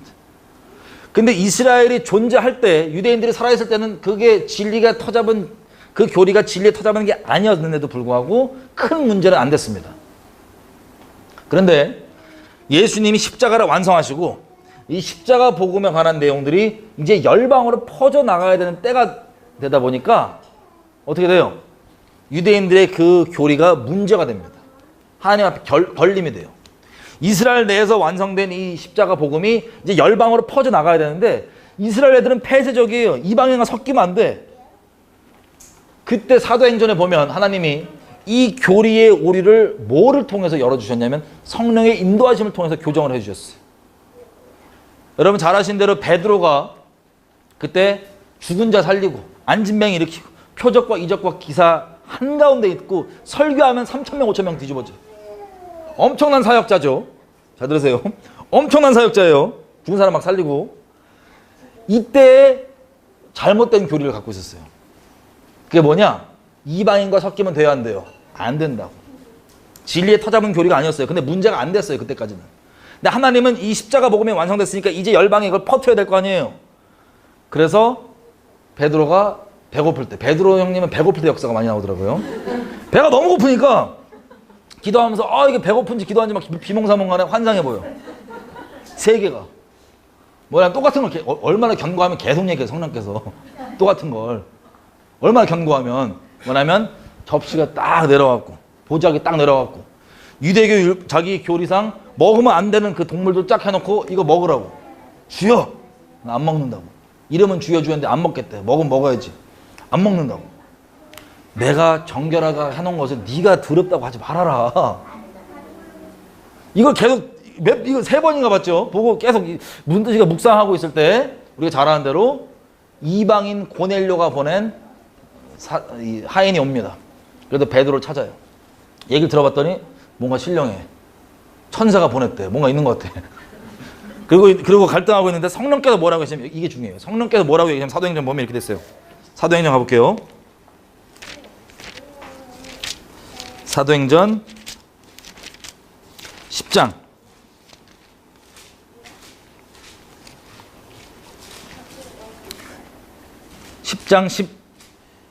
17절부터 보면 베드로가 본 바 환상이 무슨 뜻인지 속으로 의심하더니 갈등이 될 수는 있죠. 왜냐하면 자기가 여태까지 알고 있던 것과 다르니까 유대교 교리상 다르니까 뭐지 의심하고 있는데 마침 고넬료에 보낸 사람들이 시몬의 집으로 찾아서 문 밖에 서서 불러서 묻되 베드로라 하는 시몬이 여기에 살고 있느냐 하거늘 베드로가 그 환상에 대하여 생각할 때 성령께서 베드로에게 말씀하시되 두 사람이 너를 찾으니 일어나 내려가 의심하지 말고 함께 가라. 내가 저희를 너에게 보내었노라. 자기 교리랑 성령이랑 이게 있는데 교리는 분명히 아닌 것 같은데 성령께서 가라고 하는 거예요. 그랬더니 교리를 순종합니까? 성령을 순종합니까? 겸손하게도 성령을 순종했더니 따라가요. 분명 이방인과 섞이면 안 되는데 따라가요. 갔더니 고넬료 집안에 도착해서 간증을 쭉 듣습니다. 간증을 쭉 들으니까 이거 뭔가 신령해. 그리고 예수님이 하신 일을 있는 그대로 우리가 전하잖아요. 간증이죠. 이거는 듣는 사람에게 예언의 영이 된다고 계시록 19장 10절에 얘기해요. 우리는 여러분 누구 만나서 할 얘기 없으면 그냥 여러분께 행하신 일을 있는 그대로만 얘기하면 돼요. 우리 잘난 척만 빼놓고 있는 그대로 주님이 내 인생에 하신 거, 주님이 하신 일을 보고 들은 대로 우리가 증거를 하면 그게 듣는 사람한테 예언의 영, 다시 얘기하면 영의 말의 음성을 역할을 합니다. 근데 베드로가 목자 대신 예수님 따르는 사람인데 이거 이방인들에게 간증을 내려가 봐. 이방인이 하는 간증을 들어보니까 이거 목자가 하는 일 맞아요, 안 맞아요? 예수님 하신 일이에요. 그래서 이걸 듣고 그렇구나 그러고 그러면 그렇게 니네가 얘기한 대로 내가 유대인들에게 전하는 똑같은 복음을 있는 그대로 전했더니 무슨 일이 벌어집니까? 세상에 지옥 땔감인 줄만 알았던 이 이방인들이 똑같이 성령 받고 방언 터지고 할례도 안 했거든요. 할례도 안 받은 이 가증한 이 이방인들에게 성령이 임하고 예언이 터지고 방언하고 난리가 나는 거예요. 그러면서 베드로와 같이 따라갔던 이 유대교 형제들이 와 하나님이 이방인들에게도 똑같이 구원하시는구나. 그 다음이 사도행전에 어디로 가냐면 바울에게 이게 포커스가 옮겨집니다. 바울의 포커스가 가서 바울이 어디로 가요? 이방에게 나가는 것들. 그래서 이 이방의 역사가 한번 쭉 있은 다음에 예루살렘 교회에 다 모여갖고 사도들이 다 성령을 따르는 분들이기 때문에 이 안에 내부 갈등이 있어요. 자기네 교리랑 다르니까. 야, 할례 안 받는 게 말이 되냐. 우리 할례 그렇게 목숨 걸고 받아왔는데. 그랬다가 같이 모여서 간증을 들으니까 전부 다 감사하게 다 성령에 겸비한 사람들이기 때문에 교리는 아니지만 자기네들 아닌 걸 깨달은 거예요. 그러면서 야, 아모스서 9장에 나와 있는 것처럼 다윗의 장막을 세우고 그에 따라서 이방 에돔이라고 되어 있는데 같은 이방인들이 구원받는 게 이거구나라고 성령의 계시가 오히려 깊게 열려버립니다. 성령을 제한하지 않고 이게 하나님의 섭리였구나라고 하나님의 그 일하심에 같이 참여하게 되고 진리가 더 열리게 되는 거예요. 여러분, 말씀을 따른다는 건 우리의 지식과 교리를 주장하는 게 아니에요. 말씀의 본체는 우리가 계속 얘기하는 것처럼 성령이십니다. 여러분, 삼일체가 뭐죠? 성부, 성자, 성령이죠? 성부, 성자, 성경 글자는 아니에요. 오해하시면 큰일 나. 여러분, 이게 진리인데 이건 이단도 봐도 영에 따라서 해석이 다르잖아요. 다시 얘기하면 말씀의 권위는 성령에 있는 거예요. 성령께서는 우리가 오해할 수도 있지만 어떤 능력, 은사 이게 아니고요. 성령은 하나님이신데, 하나님의 영이신데 성령은 곧 말씀이십니다. 진리의 말씀. 그건 다시 말씀드리지만 지식이 아니에요. 논리가 아니에요. 살아있는 하나님의 말씀. 여호와 입에서 나오는 말씀이라고 표현할 수 있는 그게 진리의 영입니다. 성부, 성자, 성경 글자가 아니고 성부, 성자, 성령이 하나님이십니다. 아멘이죠? 여러분, 제가 성경의 권위를 지금 까는 게 아니에요. 왜냐하면 이 진리인 이 글자를 보고 진짜 진리 가운데로 인도되는 건 성령을 통하여서만 가능한 거예요. 내가 똑똑해서 논리적으로 따져서 되는 게 아니에요. 교리로 따져서 되는 게 아니라 성령의 인도하심으로만 됩니다. 누구도 자랑하지 못하도록. 그래서 우리가 성령을 계속 추구하고 따르는 건데 그게 말씀을 따르는 거예요. 마지막으로 제가 드리려고 했던 말씀이 뭐냐면 여러분, 번역분들. 성경을 우리가 말씀을 우리가 이렇게 태도를 합당하게 갖고 경외하면서 따르려고 하는데 번역본들이 다르잖아요. 여러분, 이스라엘에 가면 랍비 중에 이런 랍비들이 있어요. 이 분파들이 뭐라는 얘기냐면 히브리 말과 독일 말이 섞인 그 사투리가 있습니다. 이디시라 그래요. 이디시. 어떤 랍비 교단은 이디시가 거룩한 언어래요. 하나님께서 주신. 안 웃기신 분. 히브리어도 아니고 이디시가 하나님이 주신 거룩한 언어래요. 안 웃기신 분.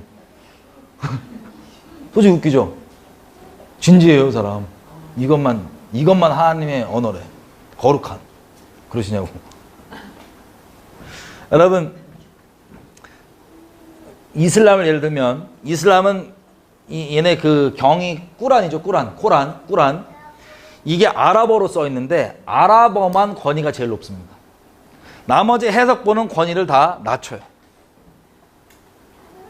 그리고 아랍어로 직접 있는 걸 멋있게 보고, 이거 종교적 겉멋이에요. 교만함. 이거 멋있게 보고 진짜로 보고 유일하게 오리지널로 봅니다. 그래서 아랍어를 막 팔라고 막 그러는 거예요, 이 사람들이. 그런데 그럼 성경은요? 성경은 번역본이 다 다르고. 혹시 여러분 킹제임스 흠정역 들어보셨어요? 킹제임스 흠정역.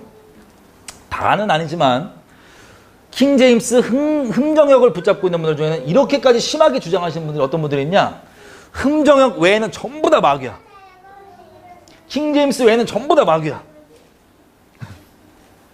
그래서 이분들이 심한 케이스, 다는 아니에요. 심한 케이스는 여기 하는 분들은 방언 전부 다 귀신이야. 은사 전부 다 끝난 지 오래야. 등등등. 말씀을 얘기해보면 지식과 논리로만 세팅돼 있어. 교리로만 세팅돼 있어. 그냥 말씀대로. 여러분, 이게 왜 그러냐면 자세하게 알 필요 없으니까 자세하게 안 들어갈게요. 간략하게만 말씀드릴게요. 여러분, 성령을 따르는 우리에게는 큰 걱정을 안 하셔도 돼요. 우리가 말씀의 글자를 보고 이거를 논리로 껴맞추는 게 우리에게 최종 권위를 갖고 있는 게 아니고 성령께서 이것을 계시로 은혜로 열어주신 게 진리라는 것을 우리가 알고 있습니다. 아멘이죠? 실제 마귀가 뭐를 공격하겠어요? 가깝게는 신학교 제일 먼저 공격하고 더럽힐 테고 말씀의 권위 깨버릴 거고 사람이 회복되고 바뀌고 거룩해지고 하나님과 관계가 서는 유일한 길은요 말씀밖에 없어요. 무엇으로 우리 행실을 깨끗게 합니까? 무엇으로 우리를 거룩게 합니까? 말씀밖에 없는데 그럼 뭘 건들겠어요 사단이? 말씀을 변개시키겠죠. 그래서 말씀 전하는 신학교 인본주의를 망쳐놓고 그 다음에 더 근본적으로 나아가서는 번역본들을 망쳐놓는 시도가 있겠어요 없겠어요? 있죠. 자세하게 안 하고 간략하게 얘기하면 여러분 예수님 오신 이후에 성경이 크게 두 군데로 하게요. 크게 두 군데에서 있는 번역본이 다릅니다.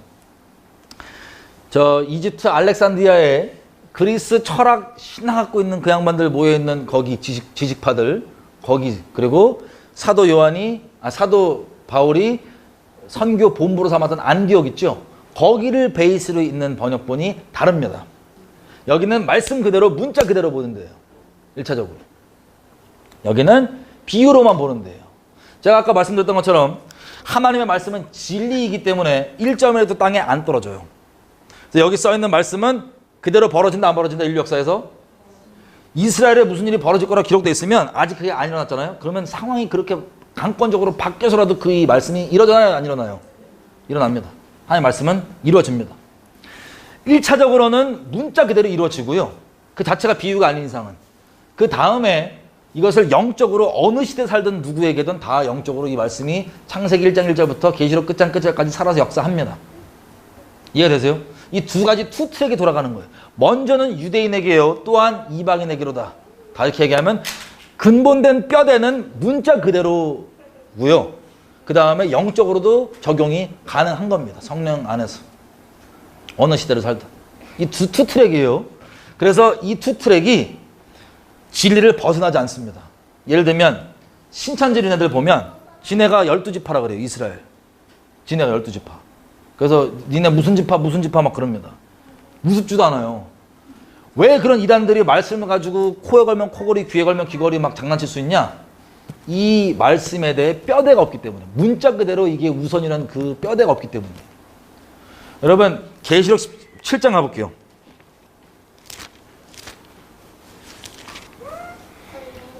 계시록 7장 보면 여호와의 증인도 14만 4천 얘기하죠. 이단들은 걸핏하면 14만 4천이야 지네가. 자 계시록 7장 보면 여기 있습니다. 4절 내가 입맞은 자의 숫자를 들으니 이스라엘 자손의 각 지파 중에서 입맞은 자들이 몇 명이에요? 14만 4천이 어느 지파 중에서? 이스라엘 각 지파 중에서 14만 4천이래요. 그래서 5절부터 8절까지 보면은 유다 지파의 몇 명 지파별로 쭉쭉 나오죠. 자, 그 다음 9절 보십시오.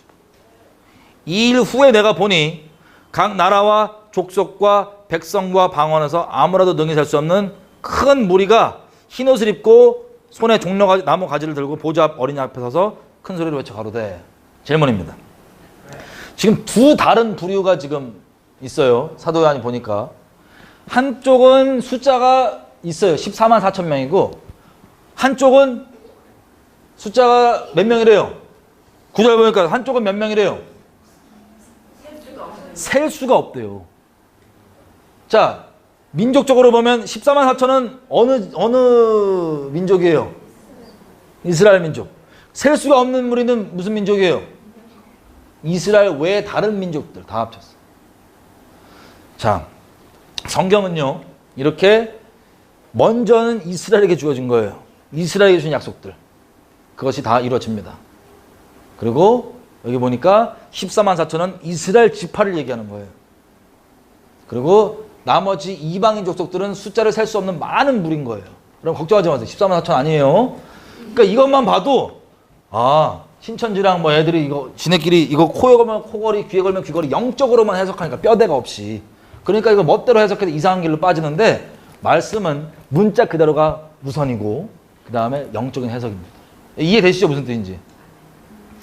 자, 가끔씩 이런 분들 있어요. 또 상황에 말씀은 진리 그러면서 상황을 말씀보다 더 우선시 두는 분들이 가끔씩 이래요.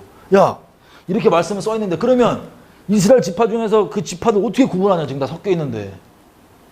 질문입니다.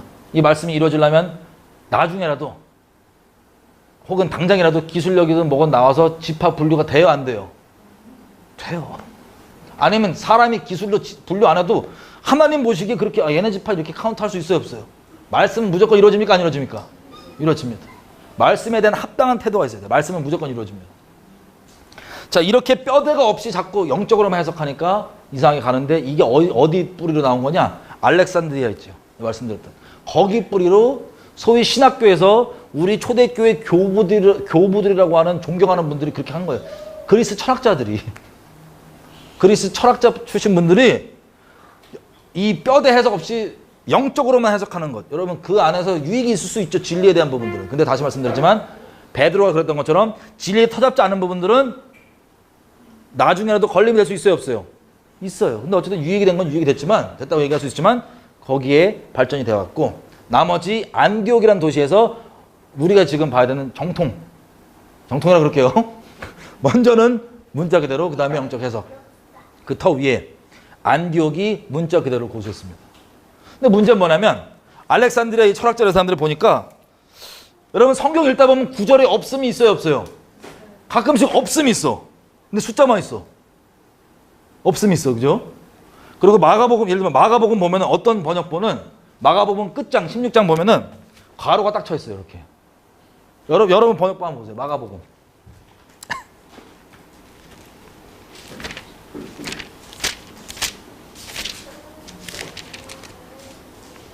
그래서 어떤 분들은 9절부터 20절이 괄호가 쳐 있는 분들이 있습니다. 여러분 거 어떻게 되는지 한번 보세요. 마가복음 16장 9절부터 20절. 괄호 쳐 있어요? 자, 이게 무슨 뜻이냐? 어떤 번역본에는 저게 통으로 없고 어떤 데는 있다는 소리예요.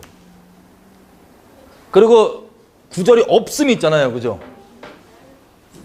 그런 부분들이 쉽게 얘기하면 뭐냐? 이 그리스 철학 출신 이 양반들이 자기가 갖고 있는 교리의 틀대로 필터를 하는 거예요. 말씀을. 보다가 이건 좀 아닌데? 이거 빼. 이건 좀 애매한데? 이거 단어 바꿔. 이런 식으로 변개함이 있었어요. 실제로. 변개함이 있었어요. 근데 여러분 안심하셔도 될 건 뭐냐면 우리는 지식과 논리를 가지고 이 말씀을 그렇게 진리라고 여기는 게 아니라 이 말씀을 열어주시는 성령께 최종 권위를 두고 있기 때문에 여러분들이 만약에 좀 변개된 번역본을 본다 할지라도 여러분들이 논리가 아니라 성령께서 그걸 열어주실 때까지 기다릴 거 아니에요, 겸손하게. 그죠? 성령께서 열어주시는 그 내용은 진리이기 때문에 잠깐 변형되는 것도 거기에 매이지 않고 진리까지 인도될 수 있다 없다? 있습니다. 참고로 로마서 가볼게요. 로마서 8장.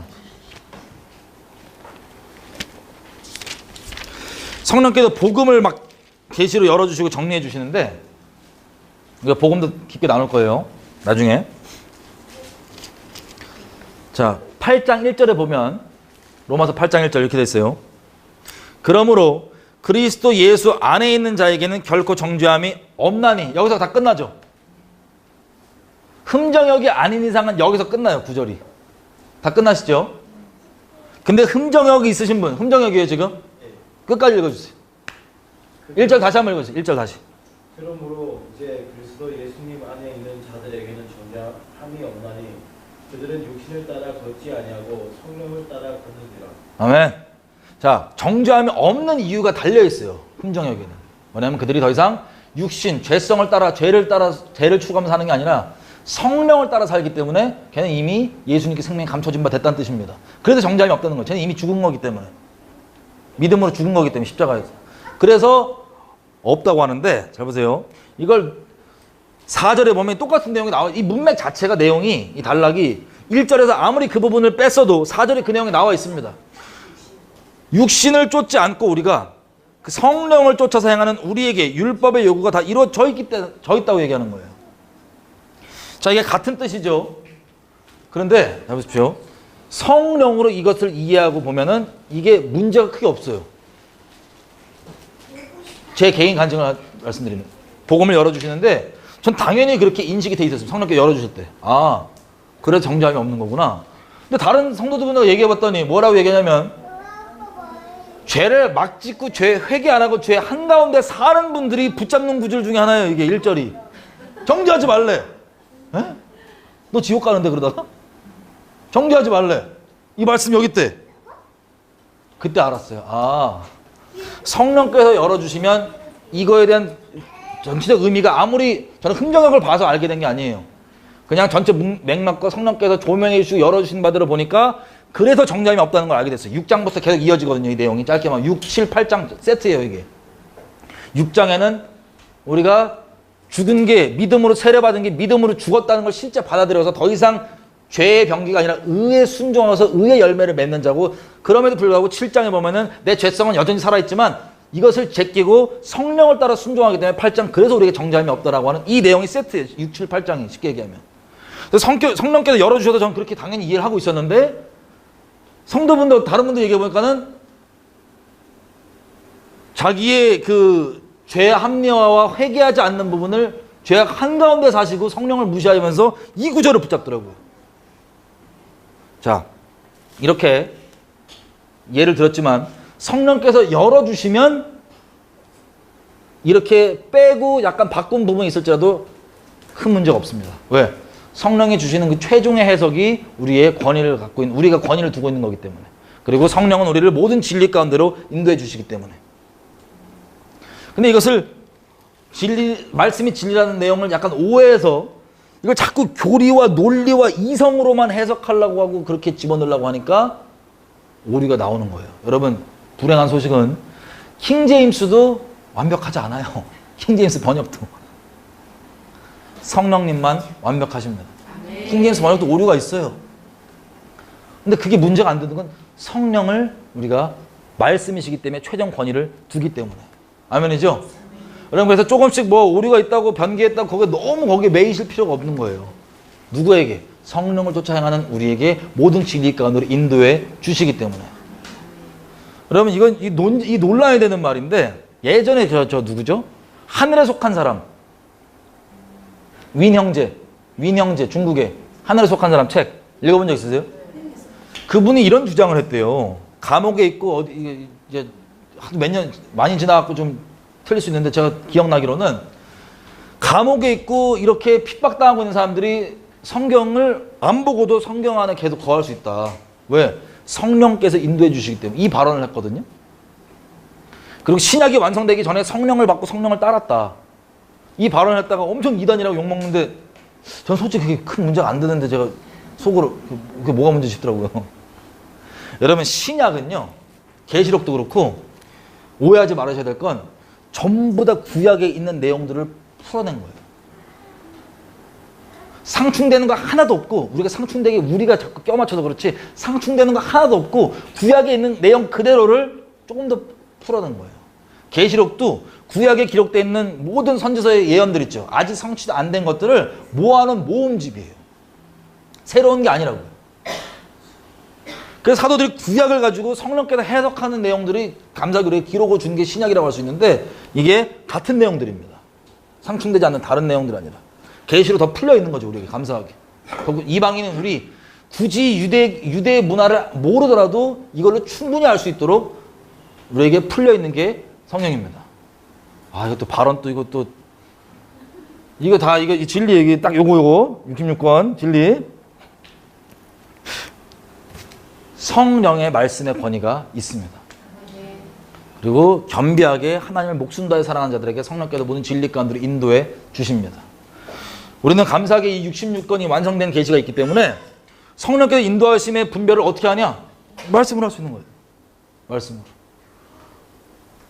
그래서 진리 가운데 계속 주님을 따라갈 수 있는 겁니다.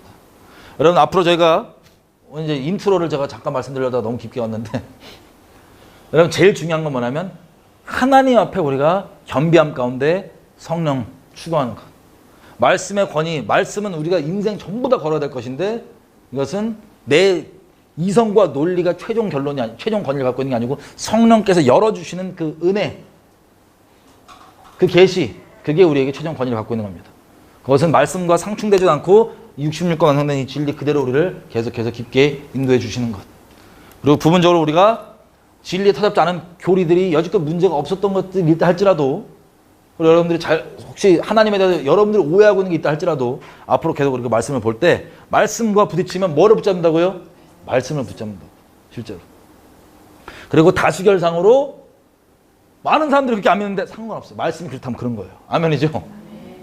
그게 말씀을 믿는 믿음. 그리고 상황적으로 봤을 때 그렇게 안 될 것 같아. 무슨 상관이에요? 말씀이 그렇게 얘기하면 이루어집니다. 그게 말씀 대신 하나님, 성경, 말씀을 믿는 믿음이고, 그리고 성경을 공부한다고 할 때 지식을 쌓기 위한 게 아닌 것. 하나님을 알고 하나님을 더 사랑하기 위해서 그렇게 주님 따르기로 결정하는 것. 하나님을 갈망하는 것. 그래서 우리에게는 지혜와 계시형을 계속 구하면서 성령 안에 거해야 되는 것. 이게 우리에게 기본 필요한 요소들입니다. 앞으로 성경 공부를 할 때 이 얘기를 하고 싶었어요. 인트로. 다시 기도할까요? 다시 기도할 때 하나님, 여러분 혹시 들으시고 오해가 되고 약간 이해가 안 돼서 있는 분들이 있으면 저한테 따로 물어보시면 돼요. 근데 시험 받고 막 갈등하지 마시고 물어보시면 됩니다.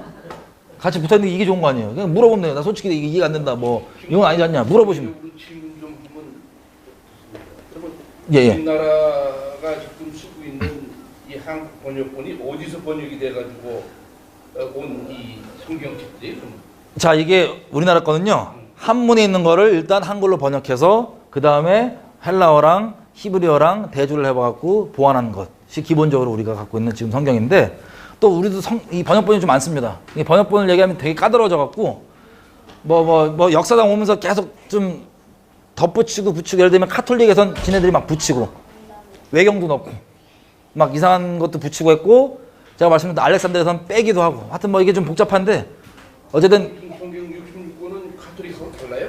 예, 다릅니다. 카톨릭은 외경들이 달려있어요. 더. 그리고 제가 깊게는 안 갔지만 구절들이 아예 의미가 상충되는 것들도 있어요. 우리 일반적으로 알기는 이게 중국어에서 번역이 돼가지고 거예요? 기본적으로는요. 기본적으로? 네.